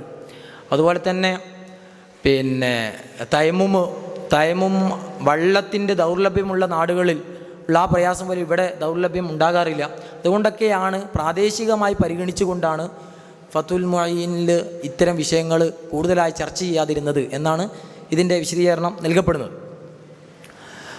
പിന്നെ ഫത്ഹുൽ മുഈനും ഫത്ഹുൽ ജവാദും തമ്മിലുള്ള സാധാരണ പറയുക ഫത്ഹുൽ മുഈനെ തുഹ്ഫത്തുൽ മുഹ്താജ്, അതായത് തൻ്റെ ഉസ്താദ് ഇബ്നു ഹജർ അൽ ഹൈത്തമിയുടെ ഏറ്റവും പ്രസിദ്ധമായ ഗ്രന്ഥം ഫത്വ, ഷാഫി മദ്ഹബിലെ ഫത്വ ഗ്രന്ഥമായിട്ട് പറയപ്പെടുന്ന തുഹ്ഫത്തുൽ മുഹ്താജ്, ഈ മിൻഹാജിൻ്റെ ഷറഹ്, സാധാരണ അതിനോടാണ് ഫത്ഹുൽ മുഈനെ സാധാരണ ആളുകൾ താരതമ്യം ചെയ്യാറ്. പക്ഷേ ശരിക്കും നോക്കിക്കഴിഞ്ഞാൽ, ആഴത്തിൽ നോക്കിക്കഴിഞ്ഞാൽ ഫത്ഹുൽ മുഈനും ഫത്ഹുൽ ജവാദ് ഈ ഇദ്ദേഹത്തിൻ്റെ തന്നെ ഉസ്താദ് ഷെയ്ഖ് ഇബ്നു ഹജർ അൽ ഹൈത്തമിയുടെ തന്നെ മറ്റൊരു ഗ്രന്ഥമായ ഫത്ഹുൽ ജവാദ്, നേരത്തെ പറഞ്ഞല്ലോ ഈ ഹാവിയുടെ ഷെർഹായ ഇർഷാദ് എന്ന് പറയുന്ന ഷെർഹിന് അദ്ദേഹം എഴുതിയ ഫത്തുഹുൽ ജവാദ്. ഈ ഫത്തുഹുൽ ജവാദും ഫത്തുഹുൽ മുഈനും തമ്മിൽ ഒരു സാമ്യം, ധാരാളം സാമ്യങ്ങൾ കാണാൻ വേണ്ടി സാധിക്കുമെന്നാണ്. അപ്പോൾ അതിൻ്റെ ഒന്ന് അദ്ദേഹം അവിടെ തുടക്കത്തിൽ പറയുന്ന സനാഇൻ്റെ തുടക്കം, ഗ്രന്ഥത്തിൻ്റെ തുടക്കത്തിൽ അള്ളാഹുവിനെ പുകഴ്ത്തി പറയുന്ന ആ വചനങ്ങൾ, അൽഹംദുലില്ലാഹി അൽ ഫത്താഹി അൽ ജവാദ് അൽ തഫഖുഹി ഫിദ്ദീനി മൻ ഇഖ്താറഹു മിനൽ ഇബാദ്, രണ്ടിലും ഇതേ തുടക്കം കാണാൻ വേണ്ടി സാധിക്കും. ഈ ഫത്താഹ് എന്ന് പറയുന്ന ഈ തുടക്കം, ഇത് ഫത്തുൽ ജവാദിൽ ഈ ഫത്താഹ് എന്ന് പറഞ്ഞുകൊണ്ട് തുടങ്ങുന്നതാണ്. പിന്നെ രണ്ടിൽ പേര് തന്നെ ഫത്തുഹുൽ മുഈൻ, ഫത്തുഹുൽ ജവാദ്, ഈ പേര്. പിന്നെ ഈ ആമുഖം അവസാനിക്കുമ്പോൾ, ആമുഖം അവസാനിക്കുന്ന സമയത്ത് ഇന്നഹു അക്രമു കരീമിൻ വ അർഹമു റഹീമിൻ എന്നാണ് പറയുന്നത്. ഇത് രണ്ട് ഗ്രന്ഥത്തിൽ ഇങ്ങനെ തന്നെയാണ് വരുന്നത്. പിന്നെ അതുപോലെ തന്നെ ഗ്രന്ഥാവസാനത്തിലുള്ള ദുആ, ആതഖനല്ലാഹു മിനന്നാർ, ഗ്രന്ഥം അവസാനിക്കുന്ന സമയത്ത് ഇങ്ങനെയാണ് ദുആ, അള്ളാഹു നമ്മളെ നരകത്ത് നിന്ന് മോചിപ്പിക്കട്ടെ. രണ്ട് ഗ്രന്ഥത്തിൻ്റെ അവസാനത്തിൽ ഇങ്ങനെ കാണാം. അതുപോലെ തന്നെ മറ്റൊരു സാമ്യത ഈ അധ്യായങ്ങളുടെ ക്രമത്തിലുള്ള സാമ്യതയാണ്. സാധാരണ ഫത്തുൽ മുഈനും ഫത്തുൽ ജവാദും തമ്മിലുള്ള ഈ യോജിപ്പ്. പിന്നെ ഈ ഗ്രന്ഥം ഫത്തുൽ മുഈന് ലോകത്ത്, നമ്മുടെ ഫത്തുൽ മുഈൻ എന്താണെന്ന് പരിചയപ്പെടുത്തലും ലോകത്ത് എവിടെയൊക്കെ ഇതിൻ്റെ സ്വാധീനത്തെക്കുറിച്ച് പറയലും. അപ്പോൾ നിങ്ങളുടെ ഇവിടെ എക്സിബിഷനിലൊക്കെ അത് നടക്കുന്നുണ്ടാകും ഞാൻ വിചാരിക്കുന്നത്. അപ്പോൾ അതുകൊണ്ട് ഇത്തരം രാജ്യങ്ങളിലൊക്കെ ഇന്തോനേഷ്യ, മലേഷ്യ, പിന്നെ സിറിയ, പിന്നെ സൊമാലിയ, തായ്ലൻഡ്, യമൻ, പിന്നെ മിസ്ർ, പിന്നെ മക്ക, ഈ ഭാഗങ്ങളിലൊക്കെ സ്ഥാപനങ്ങളിൽ, യൂണിവേഴ്സിറ്റികളിൽ, മദ്രസകളിൽ, അതുപോലെ തന്നെ പള്ളിയിൽ ക്ലാസ് എടുക്കും, ഹറമിൽ, അതുപോലെ തന്നെ ദിമിഷ്കിലൊക്കെ, ജാമിൽ ഉമവിയിലൊക്കെ ജാമിൽ ഉമവിയിൽ ഇപ്പോഴും ക്ലാസ്സുകൾ നടക്കുന്നുണ്ട് എന്ന്. അപ്പം ഇങ്ങനെ ലോകത്തിൻ്റെ ഈ പ്രദേശങ്ങളിലൊക്കെ ഫത്തുൽ മുഈൻ, കേരളക്കാരൻ രചിച്ച ഈ ഗ്രന്ഥം ലോകത്തൊക്കെയും പഠിപ്പിക്കപ്പെടുകയാണ്. പിന്നെ ഇതിൻ്റെ തർജ്ജമകൾ, അതിൻ്റെ പരിഭാഷകളെ കുറിച്ചിട്ടാണ്. പരിഭാഷ 6ഓളം ഭാഷയിൽ വന്നിട്ടുണ്ട്, മലയാളമല്ലാതെ 5 ഭാഷയിൽ. തമിഴിലുണ്ട്, ആദ്യമായിട്ട് പരിഭാഷ വന്നത് തമിഴിലാണ്, 1929 വന്നിട്ടുണ്ട്. കന്നഡയിലുണ്ട്, അടുത്ത കാലത്താണ്. പിന്നെ മലേഷ്യയിലെ മലാവി ഭാഷയിലുണ്ട്, ഇന്തോനേഷ്യ ഭാഷയിലുണ്ട്. അപ്പോൾ അവിടെ ഈ കിതാബ് കുനിങ് എന്നാണ് ഫത്തുൽ മുഈനെ പറയാം, കിതാബ് കുനിങ് ഇങ്ങനെയാണ് അവിടെ പറയാം. 10ഓളം 1980 ആദ്യ തർജ്ജമ വരുന്നത്. പക്ഷേ ഈ 20-30 വർഷം കൊണ്ട്, അല്ലെങ്കിൽ 40 വർഷം കൊണ്ട് 10ഓളം തർജ്ജമകൾ ഈ മലായി, അതുപോലെ തന്നെ ഇന്തോനേഷ്യൻ ഭാഷകളിൽ വന്നു. ഇംഗ്ലീഷിലുണ്ട്, പിന്നെ മലയാളത്തിൽ 5ഓളം തർജ്ജമകളുണ്ട്. അതിൽ ആദ്യത്തെ 1958 വന്നു. പിന്നെ ഏറ്റവും പ്രസിദ്ധമായിട്ട് പൊതുവെ ആളുകൾ കൂടുതൽ ഉപയോഗിക്കുന്നത് ഇബ്രാഹിം ഫുത്തൂർ ഫൈസിയുടെ തർജ്ജമയാണ്. പിന്നെ ഇതാ കാലഘട്ടത്തിലെ ഒരു പ്രസിദ്ധമായ കേന്ദ്രങ്ങളൊക്കെയാണ്. ഇത് നമ്മുടെ മുഹമ്മദ് കൂരിയുടെ ഗ്രന്ഥത്തിൽ ആ ഒരു 16-ാം നൂറ്റാണ്ടിനെ ചിത്രീകരിക്കുന്ന സമയത്ത് അദ്ദേഹം അടയാളപ്പെടുത്തിയതാണ്. ഇന്ന് നിലവിൽ ഷാഫി മദ്ഹബ് എവിടെയൊക്കെ ഉണ്ട് എന്നതിനെ കുറിച്ചിട്ടുള്ള, ഇപ്പോൾ ഷാഫി മദ്ഹബ് ഇന്തോനേഷ്യ ആ ഒരു ഭാഗത്ത്, അതായത് കേരളം മലൈബാർ കണ്ടു, അവിടെ കേരളം ശരിക്കും ബോംബെ വരെ ഒരു 10 കിലോമീറ്റർ 15 കിലോമീറ്റർ വീതിയിൽ ബോംബെ വരെ ഷാഫി മദ്ഹബ് ഉണ്ട്, നിലവിലുണ്ട്.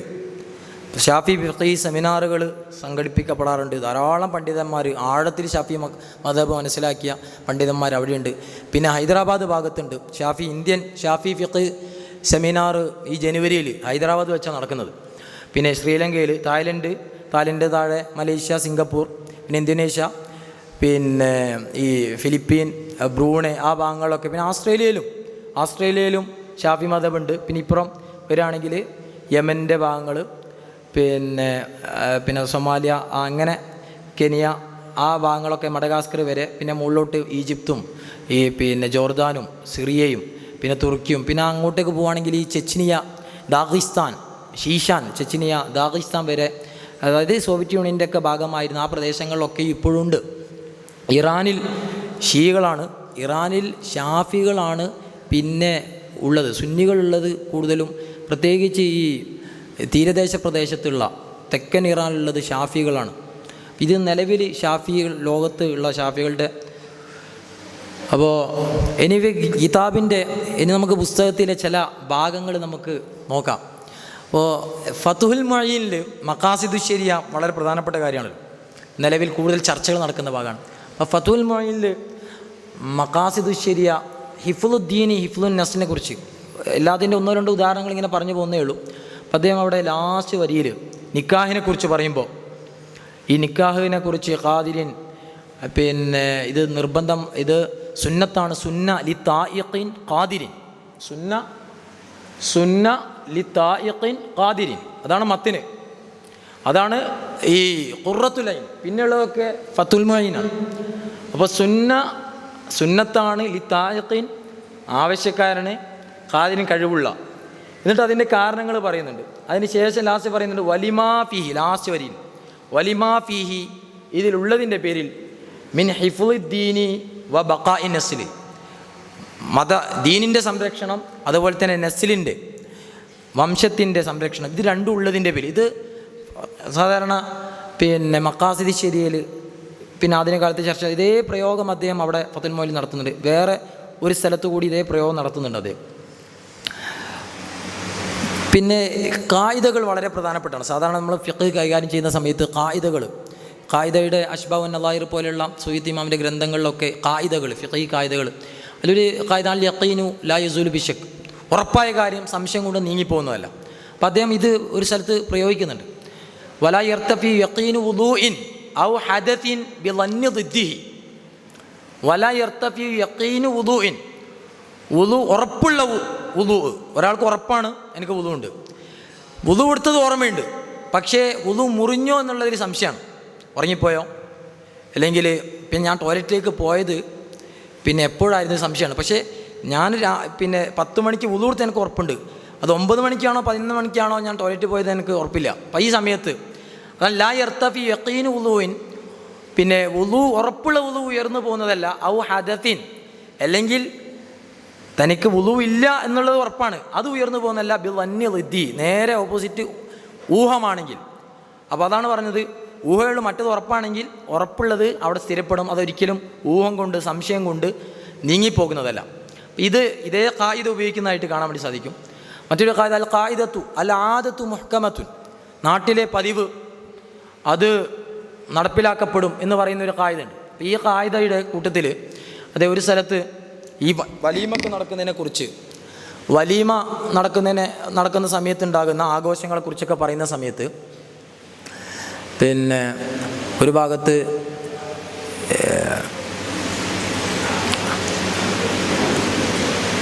അതായത് സാഹിബുൽ ഫറഹ്, അതുപോലെ തന്നെ ഹാലിഖ്, പിന്നെ ഖാദിം, ഇങ്ങനെയൊക്കെ. അതായത് സാഹിബുൽ ഫറഹ് എന്ന് പറഞ്ഞാൽ ആ പരിപാടി നടത്തുന്ന ആൾ.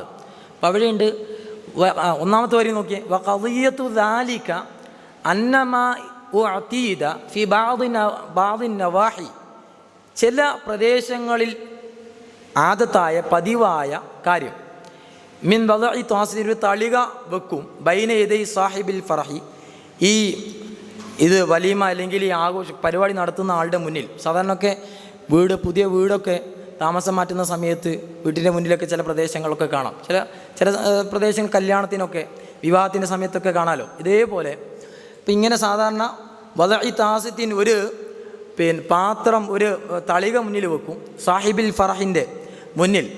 എന്നിട്ട് ജനങ്ങൾ അതിലൊക്കെ യലാൻ നാസുഫിയ ദറാഹിം, അതിൽ നാണയങ്ങളൊക്കെ നിക്ഷേപിക്കാൻ വേണ്ടി.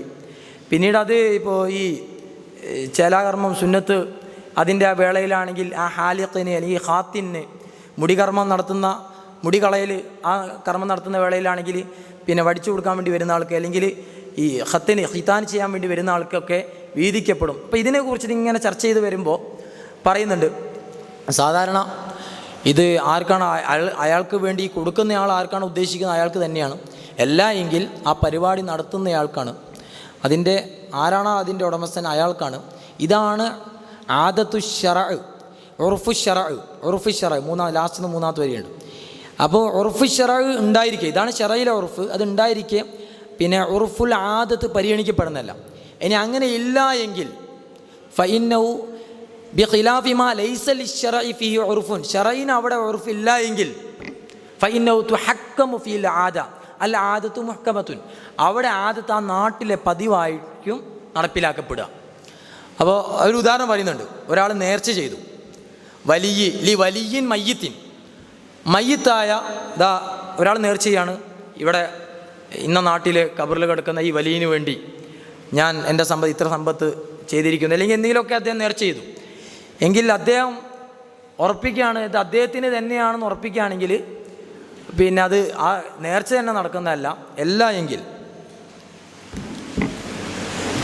എങ്കിൽ പിന്നെ അവിടെ ആരാണോ ഉള്ളത് അതിൻ്റെ അവിടെ സാധാരണ ആ ഖബറുമായി ചുറ്റിപ്പറ്റി ജീവിക്കുന്ന ആളുകൾക്കായിരിക്കും ചെലവഴിക്കപ്പെടുക. അതാണ് സാധാരണ നാട്ടിൽ നടക്കുന്നത്. കാരണം അതിൽ ഉറുഫ് ശറഈന് ഉറുഫില്ല. അപ്പോൾ നാട്ടിൽ നടപ്പ് എന്താണോ സാധാരണ ആ ഖബറിനെ മക്ബറെ ചുറ്റിപ്പറ്റി കഴിയുന്ന ആളുകൾക്കായിരിക്കും അത് ചെലവഴിക്കപ്പെടുക. ഇങ്ങനൊരു ഈ വിധി പറയുന്ന സമയത്ത് അദ്ദേഹം ഈ ഖായിദ പറയുന്നുണ്ട്. പിന്നെ മറ്റൊന്ന്, ഈ ഗ്രന്ഥത്തിൽ ഒരു സ്ഥലത്ത് തന്നെ ഒരു വിധി പറയുന്നു, മറ്റൊരു സ്ഥലത്ത് വേറൊരു വിധി പറയുന്നു. ഈ ഫത്തുൽ മുഈനിൽ കാണാൻ വേണ്ടി സാധിക്കും. അങ്ങനെ ഒരു ഉദാഹരണം 1-ാമത്തെ അതിൽ 4-ാമത്തെ വരിയിൽ യുക്റഹു ലിസ്സായിമി ബഅദ സവാൽ ഇല്ലം യതഗയ്യർ ഫമുഹു ബിനഹ്വി നൗമിൻ. അതായത് നോമ്പുകാരന് ശാഫി മതം അനുസരിച്ച് നോമ്പുകാരന് ഉച്ചയ്ക്ക് ശേഷം സവാലിന് ശേഷം പല്ല് തേക്കാൻ വേണ്ടി പാടില്ല. സിവാക്ക് പല്ല് തേക്കാൻ വേണ്ടി പാടില്ല. അത് കറാഹത്താണ്. ഇല്ലം യതഗയ്യർ ഫമുഹു, അവൻ്റെ വായ്ക്ക് പകർച്ച സംഭവിച്ചാൽ ഒഴികെ, അതായത് വായിൽ എന്തെങ്കിലും നാറ്റോ അല്ലെങ്കിൽ എന്തെങ്കിലുമൊക്കെ വരുന്ന സമയത്ത് പല്ല് തേക്കാം എന്നാണ് അവിടെ പറയുന്നത്. കറാഹത്ത് എപ്പോഴേ ഉള്ളൂ, ഇങ്ങനെയൊന്നും ഇല്ലാത്ത സമയത്ത് മാത്രമേ കറാഹത്തുള്ളൂ. ഇത് വുളൂവിനെ കുറിച്ച് മിസ്വാക്കിനെ കുറിച്ച് പറയുന്ന, സിവാക്കിനെ കുറിച്ച് തുടക്കത്തിൽ ത്വഹാറത്തിൻ്റെ ഭാഗത്ത് പറയുമ്പോൾ ഇങ്ങനെയാണ് ഫത്തുൽ മുഈൻ പറയുന്നത്. എന്നാൽ ഇത് ഇമാം റംലിയുടെ അഭിപ്രായമാണ്. എന്നാൽ പിന്നീട് നോമ്പിനെ കുറിച്ച് പറയുന്ന സമയത്ത് നേരെ യുക്റഹു സിവാക്കുൻ ബഅദ സവാലിൻ വ ഖബല ഖുറൂബിൻ വ ഇൻ നാമ ഔ അക്കല കരീഹൻ നാസിയൻ. സിവാക്ക് പല്ല് തേക്കൽ കറാഹത്താണ്. സവാലിന് ശേഷം ഉറങ്ങട്ടെ, അല്ലെങ്കിൽ എന്തെങ്കിലും വെറുക്കപ്പെടുന്ന അല്ലെങ്കിൽ ആളുകളെ പ്രയാസപ്പെടുത്തുന്ന എന്തെങ്കിലും കഴിക്കട്ടെ, അങ്ങനെയൊക്കെ ഉണ്ടെങ്കിൽ പോലും പല്ല് തേക്കൽ കറാഹത്താണ്. ഇത് തൻ്റെ ഉസ്താദിൻ്റെ അഭിപ്രായം, ഇബ്നു ഹജർ ഹൈതമിയുടെ അഭിപ്രായം ഇതാണ്. അപ്പം അതുകൊണ്ട് തന്നെ അവിടെ റംലിയുടെ അഭിപ്രായം പറഞ്ഞെങ്കിലും ഇവിടെ അദ്ദേഹത്തിൻ്റെ ഉസ്താദിൻ്റെ അഭിപ്രായം റംലിയുടെ അഭിപ്രായം രണ്ടും പറഞ്ഞു. വഖാല ജംഉൻ ലം യുക്റ, രണ്ട് അഭിപ്രായം ഇവിടെ പറഞ്ഞു. അപ്പം ഇങ്ങനെ രണ്ട് സ്ഥലത്ത് ഈ രണ്ട് സമീപനം സ്വീകരിക്കുന്ന ഒരു രീതി കാണാൻ വേണ്ടി സാധിക്കും. പിന്നെ ഇദ്ദേഹം ഉസ്താദുമാരോട് വളരെയധികം ആദരവുള്ള വ്യക്തിത്വമാണ്. ഷെയ്ഖിന, പിന്നെ ഷെയ്ഖു ഷുയൂഖിന, ഇങ്ങനെയൊക്കെയാണ് ഗ്രന്ഥത്തിൽ അഭിസംബോധന. സ്വന്തം ഉസ്താദിന് ഷെയ്ഖിന എന്നേ പറയുള്ളൂ. കാല ഷെയ്ഖുന, കാല പിന്നെ ഷെയ്ഖു ഷുയൂഖിന, ഇങ്ങനെയൊക്കെയാണ് പറയാം. പക്ഷെ എന്നാൽ പോലും പലപ്പോഴും ധാരാളം സ്ഥലങ്ങളിൽ സ്വന്തം ഉസ്താദിനെ അദ്ദേഹത്തിന് തന്നെ വിരുദ്ധമായ അഭിപ്രായങ്ങൾ, അദ്ദേഹത്തിന് നേരെ ഓപ്പോസിറ്റ് അഭിപ്രായങ്ങൾ പറയുന്നുണ്ട്. ഒരു ഉദാഹരണം, സുന്ന ജൽസത്തു ഇസ്തിറാഹത്തിൻ്റെ ഇരുത്തം. അതായത് 1-ാം റക്കാത്ത് കഴിഞ്ഞ് 2-ാമത്തെ റക്കാത്തിലേക്ക് എഴുന്നേൽക്കുന്ന സമയത്ത് ഒന്നിരിക്കണം, ഇസ്തിറാഹത്തിൻ്റെ ഇരുത്തം. ഈ ഇരുത്തം സുന്നത്താണ്. അത് ബി ഖദരിൽ ജുലൂസി ബൈന സദൈത്തൈൻ, രണ്ട് സുജൂദിൻ്റെ ഇടയിൽ ഇരിക്കുന്ന അതേ ഇരുത്തത്തിൻ്റെ അളവിൽ തന്നെ സുന്നത്താണ്. നഫിലാണെങ്കിലും, അതായത് സുന്നത്ത് നമസ്കാരത്തിലും വഇൻ തറക്കഹൽ ഇമാം, ഫർദ് നമസ്കാരത്തിൽ ഇമാം അത് ഉപേക്ഷിച്ചാലും, ഇമാമ് സുജൂദ് കഴിഞ്ഞ് 1-ാം റക്അത്ത് സുജൂദ് കഴിഞ്ഞ് നേരെ എഴുന്നേറ്റു, എന്നാലും മാമൂമിന് ഇത് സുന്നത്തുണ്ട് എന്നാണ് സൈനുദ്ദീൻ മഖ്ദൂം പറയുന്നത്. പക്ഷേ ഇബ്നു ഹജർ ഹൈതമി പറയുന്നത് റളിയല്ലാഹു അൻഹു, അദ്ദേഹം പറയുന്നത് ഇല്ല, ഇമാമ് എഴുന്നേറ്റാൽ ഇമാമിനോടൊപ്പം എഴുന്നേൽക്കണം, ഇസ്തിറാഹത്തിൻ്റെ ഇരുത്തം ഇരിക്കാൻ വേണ്ടി പാടില്ല. അപ്പോൾ ഇതെവിടെ എങ്ങനെ പല സ്ഥലങ്ങളിലും തൻ്റെ അങ്ങനെ, അതായത് അദ്ദേഹത്തിൻ്റെ അവഗാഹത്തെയാണ് കുറിക്കുന്നത്, മദ്ഹബിലുള്ള അവഗാഹത്തെയാണ് കുറിക്കുന്നത്. ഉസ്താദുമാർ ഇത്രയും പ്രഗത്ഭരായ ഷാഫി മദ്ഹബിലെ പിൽക്കാലത്തിലെ അവസാന വാക്കായ ആൾ ഇബ്നു ഹജർ, ഇദ്ദേഹത്തിനെ പോലും അദ്ദേഹത്തിൻ്റെ നേരെതിരിൽ അദ്ദേഹം മസ്അലകൾ പറയാറുണ്ട്. ധാരാളം സ്ഥലങ്ങളുണ്ട്. ഒരു ഉദാഹരണം പറഞ്ഞതേ ഉള്ളൂ. മറ്റൊന്ന് ഷെയ്ഖ് ഷുയൂഖിന, ഞങ്ങളുടെയൊക്കെ ഉസ്താദുമാരുടെ ഉസ്താദ്, അദ്ദേഹത്തിനോട് ഒരു സ്ഥലത്ത് ഖിലാഫിൻ ലി ഷെയ്ഖ് ഷുയൂഖിന അബിൽ ഹസൻ അൽ ബക്കരി റഹിമഹുല്ലാ തുസന്നു ഇയാദത്തുൽ മക്തൂബ, തുസന്നു സുന്നത്താണ്, ഇയാദത്തുൽ മക്തൂബ ഫർള് നമസ്കാരം ആവർത്തിക്കൽ സുന്നത്താണ്. ഒരാൾ ഇപ്പം ദൂറിൻ്റെ സമയം ദൂറ് നിസ്കരിച്ചു, പിന്നെ വീണ്ടും അദ്ദേഹം വീണ്ടും 2 മണി 3 മണിയായപ്പോൾ വീണ്ടും നിസ്കരിക്കുന്നു. അങ്ങനെ പറ്റുമോ? സുന്നത്താണ്. ബി ഷർത്തിയാൻ തക്കൂന ഫിൽ വക്തി, ഒന്നാമത്തെ ഷർത്ത് എന്താണ്? സമയത്ത് തന്നെ ആയിരിക്കണം. അസർ ആയതിൻ്റെ ശേഷം പിന്നെ ദൂറ് വീണ്ടും ആവർത്തിക്കാൻ പാടില്ല, ആ സമയത്തിനുള്ളിൽ തന്നെ പറ്റും. രണ്ടാമത്തത് വല്ല തുസാദ ഫി ഇആദത്തി അലാ മറ, ഒരു പ്രാവശ്യത്തിനേക്കാൾ കൂടുതൽ ആവർത്തിക്കരുത്. ഒരു പ്രാവശ്യം കൂടി നിങ്ങൾക്ക് ആവർത്തിക്കാം, അതിൽ കൂടുതൽ ആവർത്തിക്കരുത്. എന്നാൽ അദ്ദേഹത്തിൻ്റെ ഷെയ്ഖ് ഷുയൂഖ്, അത് അബുൽ ഹസൻ അൽ ബക്കരി, അദ്ദേഹം പറയുന്നത് പല പ്രാവശ്യം, അദ്ദേഹം ഒരു സൂഫി പശ്ചാത്തലം കൂടിയുള്ള പണ്ഡിതനാണ് ഈ അബുൽ ഹസൻ അൽ ബക്കരി. അതുകൊണ്ട് അദ്ദേഹം പറയുന്നത് പല പ്രാവശ്യം ആവർത്തിക്കാം. ഒരാൾക്ക് എൻ്റെ ഹുഷുവൊന്നും വന്നിട്ടില്ല, അതുകൊണ്ട് കുറച്ചുകൂടി ഒന്നുകൂടി 1:30 നിസ്കരിച്ചു, 2 മണിക്ക് നിസ്കരിച്ചു, 2:30 നിസ്കരിച്ചു, അങ്ങനെ അയാൾ തൻ്റെ ഇങ്ങനെയൊക്കെ ഒരാൾ നിസ്കരിക്കണമെങ്കിൽ ഫർദ് നിസ്കാരം വീണ്ടും വീണ്ടും ആവർത്തിക്കാം. എന്നാൽ സൈനുദ്ദീൻ മഖ്ദൂം പറയുന്നു ഒരൊറ്റ പ്രാവശ്യം മാത്രമേ ആവർത്തിക്കാൻ വേണ്ടി പാടുള്ളൂ. ഇമാം നബവിക്ക് വിരുദ്ധമായിട്ട് ഖിലാഫൽ നബവി, അപ്പോൾ ഇമാം നബവി യഹ്സുലു ബിക്കുല്ലി ഖശിനിൻ, മിസ്വാക്കിനെ കുറിച്ച്, പല്ല് തേക്കുന്നതിനെ കുറിച്ച് പറയുമ്പോൾ നല്ല പരിവരുത്തത് കൊണ്ട് എന്തുകൊണ്ടും തേക്കാം, പരിവരുത്ത പ്രശ്നം തന്നെ ഇല്ല. അതുപോലെ തന്നെ എന്ത് പരിവരുത്തത് കൊണ്ടും തേക്കാം, തുണിക്കഷ്ണമാകാം, ബിനഹ്വി ഖിർഖത്തിൻ എന്നൊക്കെ പറയുന്നുണ്ട്. അതിനുശേഷം ലാബി ഉസ്ബുഇഹി വലൗ ഖശിനത്തിൻ ഖിലാഫൻ ലിമഖ്താറഹു നബവി, വിരൽ കൊണ്ട് പാടില്ല. വിരൽ കൊണ്ട് ഇമാം നബവി പറയുന്നത് വിരലാണ്, കുറച്ച് പരിവരുത്ത വിരലാണെങ്കിൽ അദ്ദേഹത്തിന് പിന്നെ ഈ വിരൽ വെച്ചുകൊണ്ട് തന്നെ പല്ല് തേക്കാം, അത് മതിയാവും, അത് ആ സുന്നത്ത് കിട്ടും. ഇദ്ദേഹം പറയുന്നത് ഇല്ല, സുന്നത്ത് കിട്ടണമെങ്കിൽ വിരൽ ഉപയോഗിച്ചാൽ സുന്നത്ത് കിട്ടൂല. ഇമാം നബവിക്ക് വിരുദ്ധമായി ഇതേപോലത്തെ ഇമാം ഖസാലിയുടെ അടുക്കൽ ഇഷ്റാഖും ദുഹയും രണ്ടാണ്. അപ്പോൾ ഇദ്ദേഹം പറയുന്നുണ്ട് അല്ല, ഇഷ്റാഖ് എന്ന് പറഞ്ഞാൽ ദുഹയുടെ തന്നെ ഭാഗമാണ്. ഇമാം ഖസാലി പറയുന്നതിന് വിരുദ്ധമായി ഇങ്ങനെ പല പണ്ഡിതന്മാരുടെയും നേരെ വിരുദ്ധമായ അഭിപ്രായങ്ങൾ അദ്ദേഹം ഫത്തുൽ മുഈനിൽ പറയുന്നുണ്ട്. ഈ പറയുന്നത് അദ്ദേഹത്തിൻ്റെ മദ്ഹബിലുള്ള അദ്ദേഹത്തിൻ്റെ ആധികാരികതയാണ് കുറിക്കുന്നത്. പിന്നെ ഇനി അദ്ദേഹം സമകാലികമായി അദ്ദേഹത്തിൻ്റെ ആ കാലത്ത് എങ്ങനെയൊക്കെ അഡ്രസ്സ് ചെയ്തു എന്നതിനെക്കുറിച്ചാണ്. ആ കാലത്ത് പ്രചാരത്തിലുണ്ടായിരുന്ന നാണയം അഷ്റഫി നാണയങ്ങളായിരുന്നു. അഷ്റഫികൾ നമ്മൾ പഴയ ഗ്രന്ഥങ്ങളൊക്കെ വായിക്കുകയാണെങ്കിൽ കാണാൻ വേണ്ടി സാധിക്കും. അപ്പോൾ ഈ അഷ്റഫി എന്ന് പറയുന്നത് അന്നത്തെ ഈ ഏറ്റവും താഴത്ത് വരി നോക്കിയപ്പോൾ മുറാദു ബിൽ അഷ്റഫി അൽ കൈത്ബായി, അന്നത്തെ 400കളിൽ ഉണ്ടായിരുന്ന ഈജിപ്ത് ഭരിച്ചിരുന്ന കൈത്ബായി എന്ന് പറയുന്ന രാജാവ് അൽ അഷ്റഫ് അൽ കൈത്ബായി, അദ്ദേഹം അടിച്ചിറക്കിയ നാണയമായതുകൊണ്ടാണ് അഷ്റഫി നാണയങ്ങൾ എന്നാണ് പറയാം. അപ്പോൾ അദ്ദേഹം സ്വർണത്തിൻ്റെ അളവ് പറയുന്നത്, സക്കാത്തിൻ്റെ സമയത്ത് സ്വർണത്തിൻ്റെ അളവ് പറയുമ്പോൾ അദ്ദേഹം പറയുന്നത് എന്താണ്, വബിൽ അഷ്റഫി വ വസ്നു നിസാബി ദഹബി, സ്വർണത്തിൻ്റെ നിസാബിൻ്റെ തൂക്കം അഷ്റഫി അളവനുസരിച്ച്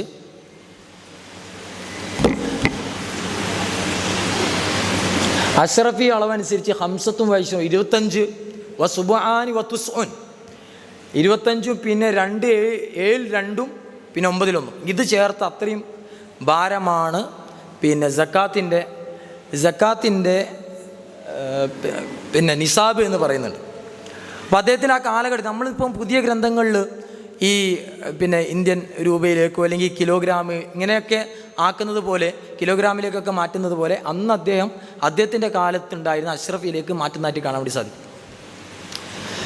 പിന്നെ മറ്റൊന്ന് ഈ കേരളീയ പശ്ചാത്തലത്തിലുള്ളതിനെക്കുറിച്ച് പറയണം. തസ്ഖീബുൽ ഉദുനി വൽ അൻഫി, ഉദുൻ എന്ന് പറഞ്ഞാൽ ചെവി, അൻഫ് എന്ന് പറഞ്ഞാൽ മൂക്ക്, തസ്ഖീബ് എന്ന് പറഞ്ഞാൽ ദ്വാരം ഉണ്ടാക്കുക. അപ്പം അന്ന് കേരളത്തിലെ സ്ത്രീകളൊക്കെ മൂക്ക് കുത്തുമായിരുന്നു. അതുപോലെ തന്നെ ചെവി കുത്തി കാതിലിടുക എന്ന് പറയുന്നത് പല നാടുകളിലുണ്ട്. പ്രത്യേകിച്ച് ഇവിടെ ദക്ഷിണ ഇന്ത്യയിൽ ഈ മൂക്ക് കുത്തുന്ന സ്വഭാവം അന്ന് കൂടുതലായിരുന്നു. അപ്പോൾ അദ്ദേഹം മത്തിനിൽ പറയുന്ന ഹറുമ തസ്ഖീബു ഉദുനിൻ എന്ന് മത്തിനിൽ പറയണം. ഏത് ഖുറത്തുൽ ഐനിൽ പറയുന്നത് ഹറുമ തസ്ഖീബു ഉദുനിൻ. എന്നിട്ട് വിശദീകരണത്തിലേക്ക് വന്നപ്പോൾ അദ്ദേഹം പറഞ്ഞു അത് ചെവി ദ്വാരമുണ്ടാക്കൽ, കാത് കുത്താൻ വേണ്ടി ദ്വാരമുണ്ടാക്കൽ ഹറാമാണ്, ഇത് മത്തിനിൽ പറഞ്ഞു. പിന്നെ അദ്ദേഹം പറയാണ് മൂക്കിൽ ദ്വാരമുണ്ടാക്കൽ ഹറാമാണ് മുത്തലക്കൻ, നിരുപാധികം. എന്നാൽ ഉദുനു സബീൻ ഖത്താൻ, ചെറിയ ആൺകുട്ടിയുടെ ചെവിയിൽ ദ്വാരമുണ്ടാക്കുന്നതും നിരുപാധികം ഉറപ്പായിട്ട്. ഇനി പെൺകുട്ടിയുടേതാണെങ്കിലും ഇതുപോലെ തന്നെ. എന്നിട്ട് അദ്ദേഹം എന്ത് പറയുന്നതാണ്, അതിന് ശേഷമൊക്കെ വജവ്വസഹു സർക്കശി അനുദിനമാക്കിയിട്ടുണ്ട്. അതിൻ്റെ തെളിവുകളൊക്കെ പറഞ്ഞു. പിന്നെ മുഖ്തല കലാമി ഷെയ്ഖിന, നമ്മുടെ ഷെയ്ഖിൻ്റെ ഷറഹുൽ മിൻഹാജിൽ തുഹ്ഫയിൽ ഇമാം ഇബ്നു ഹജർ ഹൈത്തമിയുടെ വാക്കിൻ്റെ തേട്ടം ജവാസുഹു ഫി സബിയ്യത്തി ലസ്സബിയ്യി, പെൺകുട്ടിയുടെ വിഷയത്തിൽ ഇത് കാത് കുത്തൽ, അതിനുവേണ്ടി ദ്വാരമുണ്ടാക്കൽ അനുവദനീയമാണെന്നതാണ്. ലിമാ ഉരിഫ അന്നഹു സീനത്തും മത്ലൂബ, അത് നാട്ടിൽ പിന്നെ അത് ആവശ്യമായ ഒരു സീനത്താണ്, അറിയപ്പെട്ട കാര്യമാണ്. അവരുടെ പഴയ കാലത്തും മുൻകാലത്തും ഈ പുതിയ കാലത്തും ഖദീമൻ വ ഹദീസൻ എല്ലാ നാടുകളിലും പിന്നെ നബിതങ്ങളുടെ കാലഘട്ടത്തിൽ ഈ കളിപ്പാട്ടങ്ങൾ പെൺകുട്ടികൾക്ക് അനുദിനാക്കുന്നു. ഈ പ്രതിമകളൊക്കെ അല്ലെങ്കിൽ ഈ രൂപങ്ങളൊക്കെ ഹറാമാക്കിയിരുന്ന കാലത്ത് പോലും കുട്ടികൾക്ക് കളിക്കാൻ വേണ്ടി ഇത് പിന്നെ ഹലാലാക്കിയിരുന്നു. അപ്പോൾ അതൊക്കെ വെച്ചുകൊണ്ട് ഇത് ഹലാലാകും എന്നൊക്കെ പറഞ്ഞ് അദ്ദേഹം ഒരു ഭാഗത്ത് വിശദീകരിക്കുന്നുണ്ട്. മറ്റൊന്ന് സുക്കർ വത്തമ്പുൽ. സുക്കർ എന്ന് പറഞ്ഞാൽ നമ്മൾ സാധാരണ പഞ്ചസാര എന്ന് പറയുന്നത് പഞ്ചസാരയില്ല, അന്ന് ശർക്കരയാണ്. അപ്പോൾ സുക്കർ എന്ന് പറഞ്ഞാൽ അവിടെ ശർക്കരയാണ്. അപ്പോൾ ശർക്കരയെക്കുറിച്ച് പറയുന്നുണ്ട്. പിന്നെ തമ്പുൽ എന്ന് പറഞ്ഞാൽ വെറ്റിലയാണ്. അപ്പോൾ വെറ്റിലയെക്കുറിച്ച് യജൂസു നസ്റു നഹ്വി സുക്കരിൻ വതുമ്പുലിൻ, അതായത് പിന്നെ ഈ ആഘോഷവേളകളിൽ പിന്നെ ഈ ശർക്കര ഈ മധുരങ്ങളൊക്കെ വിതറുമല്ലോ. അപ്പോൾ ശർക്കരയും അതുപോലെ തന്നെ ഈ വെറ്റിലയൊക്കെ വിതറാൻ വേണ്ടി അത് അനുവദനീയമാണ് എന്നൊക്കെ പറഞ്ഞ് അദ്ദേഹം വിശദീകരിക്കുന്നത്. വേറെ 2-3 സ്ഥലത്ത് ഈ വെറ്റിലയെക്കുറിച്ച് മുറുക്കുന്നതിനെക്കുറിച്ച് പറയുന്നുണ്ട്. പ്രത്യേകിച്ച് ശുദ്ധിയുടെ ഈ നോമ്പിൻ്റെ വിഷയത്തിൽ നിസ്കാരത്തിൻ്റെ വിഷയം, നിസ്കാരത്തിൽ ഹറാമാകുന്ന കാര്യങ്ങൾ ഭക്ഷണം കഴിക്കാൻ വേണ്ടി പാടില്ല. ആ കൂട്ടത്തിൽ തന്നെ ഈ വെറ്റില അതിനോടൊപ്പമുള്ള ഉമിനീർ ഇറങ്ങിക്കഴിഞ്ഞാൽ നിസ്കാരം ബാത്തിലാകും എന്നതിനെക്കുറിച്ച് വളരെ താക്കീതോടുകൂടി പറയുന്നുണ്ട്. നോമ്പിൽ ഇതേ വിഷയം തന്നെ പറയുന്നുണ്ട്. ഈ തുമ്പുൽ എന്ന് പറയുന്ന 2-3 സ്ഥലങ്ങൾ ഈ പ്രയോഗം കാണാൻ വേണ്ടി സാധിക്കും. പിന്നെ അഫ്യൂൻ, ഹഷീഷ്, ബഞ്ച്. അഫ്യൂൻ എന്ന് പറഞ്ഞാൽ അവീൻ, കറുപ്പ്. ഹഷീഷ് എന്ന് പറഞ്ഞാൽ ഹഷീഷ് എന്ന്. ബഞ്ച് എന്ന് പറഞ്ഞാൽ പിന്നെ ഈ എന്താണ് പിന്നെ ബഞ്ച് എന്ന് പറഞ്ഞാൽ കഞ്ചാവ്. അപ്പോൾ ഈ കഞ്ചാവും ഇതൊക്കെ അന്ന് നമ്മുടെ നാട്ടിൽ പ്രചാരത്തിലുണ്ടായിരുന്നു. അപ്പോൾ അദ്ദേഹം പറയാണ് യഹ്റുമു കുല്ലു ജമാദിൻ മുളിറിൻ, അതെല്ലാം ഉപദ്രവകരമായ എല്ലാ ജീവനില്ലാത്തതും ശരീരത്തിനോ ബുദ്ധിക്കോ അതൊക്കെ കഴിക്കൽ ഹറാമാണ്. കല്ല് കഴിക്കുക, മണ്ണ് കഴിക്കുക, വിഷം, സുമ്മ് എന്നൊക്കെ പറഞ്ഞ് കുറച്ചാണെങ്കിൽ പോലും നിവ മുസ്കിരിൻ, മുളിർ മുസ്കിരിൻ, ഉപദ്രവം ഉണ്ടാക്കുന്നത് പോലെ തന്നെ മുസ്കിരിൻ, എന്തും പിന്നെ മത്തുണ്ടാക്കുന്നത്. ഇതുപോലെയൊക്കെ കസീരി അഫ്യൂനിൻ വ ഹഷീഷിൻ വ ബഞ്ചിൻ, ധാരാളം എന്നാണ് ഇവിടെ പറയുന്നത്. പിന്നെ കറുപ്പ്, ധാരാളം കറുപ്പ് കഴിക്കുക, ധാരാളം ഹഷീഷ് കഴിക്കുക, അതുപോലെ തന്നെ കഞ്ചാവ് കഴിക്കുക, ഇതൊക്കെ എന്താണ് ധാരാളം, ഇത് ഹറാമാണ്. ഇങ്ങനെയാണ് ഇവിടെ പറയുന്നത്. അപ്പോൾ ഇതൊക്കെ ആ നാട്ടിൽ നടക്കുന്ന പ്രചാരത്തിലുള്ളതിനെക്കുറിച്ച് ഇങ്ങനെ പല പല സ്ഥലങ്ങളിൽ അദ്ദേഹം കുറിക്കുന്നുണ്ട്. സക്കാത്തുൽ അറൂസ്, പിന്നെ ഈ സക്കാത്തിനെ കുറിച്ച് പറയുന്ന സമയത്ത് നെല്ലിൻ്റെ സക്കാത്തിനെ കുറിച്ച് പറയുമ്പോൾ സാധാരണ ഈ മുനക്കൻ മിൻ തിബിനിൻ അതായത് ഹംസത്തു ഔസുഖ് 5 വസ്കാണ്. 5 വസ്ക് എത്തിക്കഴിഞ്ഞാൽ 700 ചില്ലറ കിലോഗ്രാം ആവും, 740 കിലോഗ്രാം ഒക്കെ ആവും. അപ്പോൾ ഈ 5 വസ്ക് എത്തിക്കഴിഞ്ഞാലാണ് ഈ പറഞ്ഞതൊക്കെയും പിന്നെന്താണ് ധാന്യങ്ങളുടെയൊക്കെ സക്കാത്തിൻ്റെ നിസാബ്. അത്ര എത്തിയാലേ നമ്മൾ സക്കാത്ത് കൊടുക്കേണ്ടതുള്ളൂ. എന്നിട്ട് അദ്ദേഹം പറയുകയാണെങ്കിൽ മുനക്കാമിൻ തിബിരിൻ വ കിഷിരിൻ, ഈ നെല്ലും പതിരൊക്കെ അതിൻ്റെ തൊലി കളഞ്ഞതിന് ശേഷം 700 ചില്ലാൻ കിലോഗ്രാം ഉണ്ടായാലാണ്. അതുകൊണ്ട് തന്നെ വാലം, നീ മനസ്സിലാക്കണം, അന്നൽ അറുസ മിമ്മ യുദ്ദഖറു ഫീ ഖിശ്രിഹി, നെല്ല് സാധാരണ അതിൻ്റെ തൊലിയോടൊപ്പമാണ് ശേഖരിക്കപ്പെടുക, സൂക്ഷിക്കപ്പെടുക. വല യൂക്കലുമോ, പക്ഷെ കഴിക്കുന്ന സമയത്ത് ഈ തൊലിയോടൊപ്പമല്ല കഴിക്കുക. അതുകൊണ്ട് ഫതജിബു ഫീഹി ഇൻ ബലഗ അശറത ഔസുഖിൻ, അതുകൊണ്ട് അവിടെ 5 വസ്കല്ല 10 വസ്ക് വന്നാൽ മാത്രമേ സക്കാത്ത് നിർബന്ധമാകുന്നുള്ളൂ എന്ന് വിശദീകരിക്കുന്നുണ്ട്. ഇതൊക്കെ ഒരു കേരളീയ പശ്ചാത്തലത്തിൽ അദ്ദേഹം വിശദീകരിക്കുന്നു. പിന്നെ ഇത് വേറെ തൊലാഖുമായി ബന്ധപ്പെട്ട കുൽത്തു കെലിമത്തക്, കുൽത്തു ഞാൻ പറഞ്ഞു, കെലിമത്തക് നിൻ്റെ വാക്ക് പറഞ്ഞു. കുറച്ചും കൂടി പറഞ്ഞു കഴിഞ്ഞാൽ കുൽത്തു കെലിമത്തക് നിൻ്റെ മൊഴി ഞാൻ പറഞ്ഞു, നിൻ്റെ മൊഴി ഞാൻ ചൊല്ലി എന്ന് പറയുന്ന, നിൻ്റെ മൊഴി ഞാൻ ചൊല്ലി, മൊഴിയാണല്ലോ കെലിമത്ത്. ഇതിനെക്കുറിച്ച് അദ്ദേഹം പറയുന്നത്, ഇത് മത്തിൽ തന്നെ അദ്ദേഹം പറയുന്നത്, ഷറയിലേക്കൊന്നും ബാക്കി വെച്ചിട്ടില്ല. മത്തിൽ പറഞ്ഞു സാധാരണ യഖഉ, ഈ പിന്നെ തൊലാഖ് സംഭവിക്കണം എന്നുണ്ടെങ്കിൽ രണ്ടാമത്തെ വയ്ക്കുക ബി മുസ്തഖി തൊലാഖിൻ വ ഫിറാഖിൻ വ സിറാഹിൻ, തൊലാഖിൻ്റെ മുസ്തഖുകൾ തൊല്ലക്ക പോലുള്ള അല്ലെങ്കിൽ ഫാറക്ക അല്ലെങ്കിൽ സറഹ ഇങ്ങനെ ഒഴിവാക്കി, പിന്നെ ഞാൻ മൊഴി പിന്നെന്താണ് ഞാൻ നിന്നെ തൊലാഖ് ചൊല്ലി എന്ന് പറയുന്ന ഈ പദങ്ങളുടെ മുസ്തഖ്, തൊല്ലക്കുന്നോ ഉത്തല്ലിക്കുന്നോ അന്തി മുത്തല്ലഖാന്നോ അന മുത്തല്ലിക്കുക്കാന്നോ അങ്ങനെയൊക്കെ എന്താ മുത്തല്ലിഖുക്കി എന്നല്ലോ, അങ്ങനെയൊക്കെ മുസ്തഖുകൾ ഉപയോഗിക്കണം. അല്ലെങ്കിൽ വബി കിനായത്തിൻ മഅനിയത്തിൻ മുഖ്തരിനത്തിൻ, കിനായത്ത് വേണം, അല്ലെങ്കിൽ അതിലേക്ക് സൂചിപ്പിക്കുന്ന അന്ത്യ അലയ്യ ഹറാം, നീ എൻ്റെ മേലെ ഹറാമാണ്, ഇങ്ങനെയുള്ള പദങ്ങളൊക്കെ, ഇങ്ങനെ പറ്റുന്ന പദങ്ങളൊക്കെ പറഞ്ഞതിന് ശേഷം പറയാണ് ലാസ്റ്റവരി ലി ത്വലാഖിക്ക് ഐബുൻ, നിൻ്റെ ത്വലാഖിന് ഒരു ന്യൂനത വന്നിരിക്കുന്നു ഈ പദം പറഞ്ഞതിൻ്റെ പേരിൽ. അങ്ങനെ ഒരു പദം പറഞ്ഞത്, അതൊക്കെ ആ നാട്ടിൽ അതുമായി ബന്ധപ്പെട്ട എന്തെങ്കിലും പദങ്ങൾ വന്നതിൻ്റെ പേരിൽ അത് പരാമർശിക്കപ്പെടുന്നത്. വല ഇതും അനുവദനല്ല, ഇതുകൊണ്ടും ത്വലാഖ് സംഭവിക്കുന്നില്ല. ഖുൽതു കലിമതക, നിൻ്റെ മൊഴി ഞാൻ ചൊല്ലി എന്ന് പറയുന്നത് കൊണ്ടോ അനുവദനീയമല്ല. അപ്പം അന്ന് സൈനുദ്ദീൻ മഖ്ദൂമിൻ്റെ നിലപാട് അതായിരുന്നു. പിന്നെ ഇങ്ങനെ ധാരാളം പ്രാദേശികമായ സംഭവങ്ങളൊക്കെ പറയുന്നുണ്ട്. അതേപോലെ തന്നെ സാധാരണ നമ്മുടെ നാട്ടിൽ വിവാദം ഉണ്ടാകുന്ന പല വിഷയങ്ങളുണ്ട്. അതിൽ 2 വിഷയങ്ങൾ കൂടി സൂചിപ്പിക്കാം കേരളീയ പശ്ചാത്തലത്തിൽ. ഒന്ന് തസീനുൽ മഖാബിർ, ഖബറുകൾ അതിനലങ്കരിക്കുന്ന ഒരു പരിപാടി. ഇതിന് ഫത്തുൽ മുഈൻ എന്താണ് പറയുന്നത്? അന്ന് മുതൽ ഉണ്ടാവുമല്ലോ, അല്ലെങ്കിൽ അന്നൊക്കെ അദ്ദേഹത്തിൻ്റെ നിലപാട് എന്തായിരുന്നു? അപ്പോൾ ലാസ്റ്റത്തെ ഒരു യുക്റഹു വലൗ ലിംറഅത്തിൻ, കറാത്താണ്, സ്ത്രീക്ക് പോലും കറാത്താണ്. കാരണം സ്ത്രീക്ക് അതായത് പട്ട് ഹലാലാണ്, പുരുഷന് ഹറാമാണ്. എന്നാൽ പിന്നെ തസീൻ,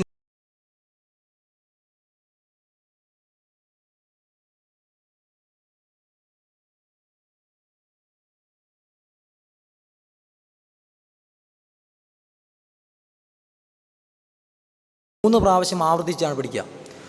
ഒരു പ്രാവശ്യം ആദ്യം മുതൽ അവസാനം വരെ പദാനുപദം അർത്ഥം വെച്ച്, രണ്ടാമതും മൂന്നാമതും 3 പ്രാവശ്യം ആവർത്തിച്ചുകൊണ്ട് ചില ദർസി പണ്ഡിതന്മാർ പറയുന്നത്, ഗ്രന്ഥങ്ങൾ രേഖപ്പെടുത്തത്, അതായത് ഇതിന് 6 വർഷം നീണ്ടു നിൽക്കുന്ന പഠനമായിരുന്നു ഫത്തുൽ മുഈൻ്റെത് എന്നാണ്. ഫത്തുൽ മുഈൻ പഠിക്കുന്ന കൂട്ടത്തിൽ തന്നെ ഇബ്നുൽ ഹജറിൻ്റെ ഷെയ്ഖ് ഇബ്നുൽ ഹജറിൻ്റെ ഗ്രന്ഥങ്ങൾ, അതുപോലെ തന്നെ അദ്ദേഹത്തെ റംലിയുടെ ഗ്രന്ഥം, മിൻഹാജിൻ്റെ ഷറഹുകൾ, 4 പ്രധാനപ്പെട്ട ഷറഹുകൾ, ഈ പറയുന്ന ബാക്കി ഫതുൽ ജവാദ് പോലുള്ള ഈ ഗ്രന്ഥങ്ങളൊക്കെ. ഇപ്പോൾ ഇത്രയും ഗ്രന്ഥങ്ങൾ മുഴുവനും കൂട്ടത്തിൽ പഠിച്ച് 6 വർഷം കൊണ്ട്, അതായത് ഫത്തുൽ മുഈൻ കേന്ദ്ര ഗ്രന്ഥമാക്കിക്കൊണ്ട് ബാക്കിയുള്ളതൊക്കെയും പഠിച്ചുകൊണ്ട് 6-7 വർഷം എടുത്തുകൊണ്ടാണ് പഴയ കാലത്ത് ഫത്തുൽ മുഈൻ പഠിച്ചിരുന്നത്. അപ്പോൾ അതുകൊണ്ടാണ് പഴയ ആളുകൾക്ക് ഈ ഖുതുബി എന്ന് പറയുന്നത്. ഇവിടെ കേരളത്തിൽ ഈ ഫത്തുൽ മുഈൻ്റെയൊക്കെ സനദുകളുണ്ട് കേട്ടോ. നമ്മുടെ അബ്ദുൽ നസീർ ഉസ്താദ് അദ്ദേഹത്തിൻ്റെ ഗ്രന്ഥത്തിൽ ആലാമു ഷാഫിഈ ഫിൽ ദിയാർ ഇന്ത്യ എന്ന് പറയുന്ന ആ ഗ്രന്ഥത്തിലൊക്കെ അദ്ദേഹം തൻ്റെ സനദ് പറയുന്നുണ്ട്. തൻ്റെ ഉസ്താദ് ഫത്തുൽ മുഈൻ്റെ മുസന്നിഫ് വരെയുള്ള സനദുകളുണ്ട്. അപ്പോൾ അങ്ങനെ ഫിഖ്ഹി ബന്ധം, നബിതങ്ങൾ വരെ എത്തുന്ന ഫിഖ്ഹി ബന്ധം നിലവിലുണ്ട്, സനദുകളുണ്ട് പഠിക്കുന്ന ഉസ്താദുമാർ. അപ്പം നമ്മൾ കേരളത്തിലൊക്കെ ഒരു 100 വർഷം മുമ്പുള്ള എല്ലാവരുടെയും ഉസ്താദായിട്ട് കണക്കാക്കപ്പെടുന്ന ആളാണ് ഖുതുബി ഉസ്താദ്. അപ്പോൾ ഈ ഖുതുബി ഉസ്താദിനെ കുറിച്ച് പറയുന്നത്, അദ്ദേഹം ഫത്തുൽ മുഈൻ കൊണ്ട് മാത്രമാണ് ഫത്വ കൊടുക്കുക. കാരണം എല്ലാം ഫത്തുൽ മുഈനിലുണ്ട്. ആഴത്തിൽ പഠിച്ച ആളുകളാണെങ്കിൽ അതൊക്കെയും കാണാൻ വേണ്ടി സാധിക്കും. 2ാമതും 3ാമതൊക്കെ നമ്മൾ വായിക്കുന്ന സമയത്ത് ഇതൊക്കെ ഇവിടെ ഉണ്ടായിരുന്നോ എന്നൊക്കെ നമ്മൾ അത്ഭുതപ്പെട്ടു പോകുന്ന തരത്തിൽ ഫത്തുൽ മുഈനിൽ പലതും, അതായത് ആഴത്തിൽ പഠിച്ച ആളുകൾക്ക് ഫത്വ നൽകാൻ തന്നെ ഖുതുബയുടെ ഫത്വകളൊക്കെ വളരെ വളരെ പ്രസിദ്ധമായ കാലികമായ ഫത്വകളായിരുന്നു എന്നൊക്കെ ചരിത്രം പറയുന്നുണ്ട്. അപ്പോൾ അദ്ദേഹം ഫത്തുൽ മുഈൻ കൊണ്ട് മാത്രമാണ് ഫത്വ നൽകിയിരുന്നത്. അപ്പോൾ ഇതൊക്കെ മനസ്സിലാക്കിയ നിലയിൽ ഈ ഫരീദ് ബിൻ മുഹീദ്ദീൻ ഉസ്താദ് പറയാണ്, ഫതുഹുൽ മുഈൻ കിതാബുൻ ഷഅനുഹു അജബ്, അതിൻ്റെ കാര്യം വളരെ അത്ഭുതകരമാണ്. ഹവാ മിനൽ ഫിഖ്ഹി മാലം യഹ്വിഹി കുതുബ്, മറ്റൊരു ഗ്രന്ഥവും ഉൾക്കൊള്ളിക്കാത്ത അത്ര കാര്യങ്ങൾ ഇത് ഫിഖ്ഹിൻ്റെ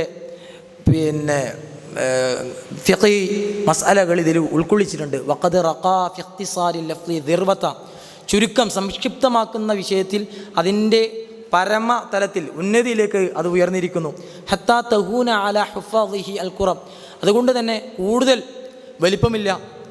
മിൻഹാജിൽ പറയുന്ന കാര്യങ്ങളൊക്കെയും ചുരുക്കി പറയാണ്. മിൻഹാജിൻ്റെ അത്ര വലിപ്പമില്ല. അതുകൊണ്ട് തന്നെ ഹൈഫ്ള് ചെയ്യുന്ന ആളുകൾക്ക് പ്രയാസം എളുപ്പമായിരിക്കുന്നു. കമ്മിൻ ലആലി ഹിസാനിൻ ഫീഹി കാമിനത്തുൻ, അതിലെത്ര സുന്ദരമായ മുത്തുകളാണ് ഒളിഞ്ഞു കിടക്കുന്നത്. മിൻ ഗൈരി അഹ്ലില്ലഹ തഖ്ഫാ വ തുഹ്തജബ്, അതിൻ്റെ യോഗ്യതയില്ലാത്ത ആളുകൾ അവരുടെ മുന്നിൽ തഖ്ഫ, അത് അവ്യക്തമായി കിടക്കും, അവരുടെ മുന്നിൽ മറഞ്ഞു കിടക്കും ആ മുത്തുകൾ.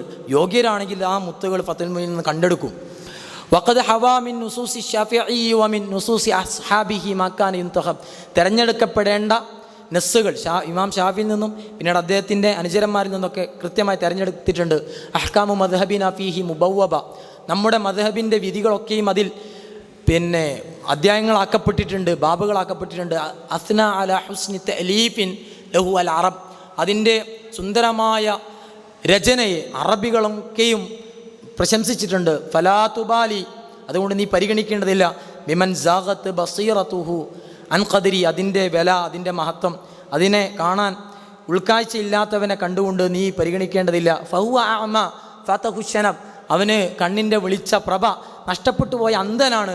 ഫീഹിൽ ഗിനാ ഗാലിയൻ അൻ സായിരിൽ കുതുബ്, ഈ ഫതുൽ മുഈനിൽ ബാക്കി ഗ്രന്ഥങ്ങളിൽ നിന്നൊക്കെ അതിൽ നിന്നൊക്കെ നമ്മൾ നിരാശരാകുന്ന തരത്തിലുള്ള ആവശ്യമുള്ളതൊക്കെയുമുണ്ട്. വദാക ഫളുൻ അലൈന ശുക്രുഹു യജിബ്, ഇത് വലിയ ഔദാര്യമാണ്, നമ്മൾ നിർബന്ധമായും ശുക്ർ ചെയ്യേണ്ടതുണ്ട്.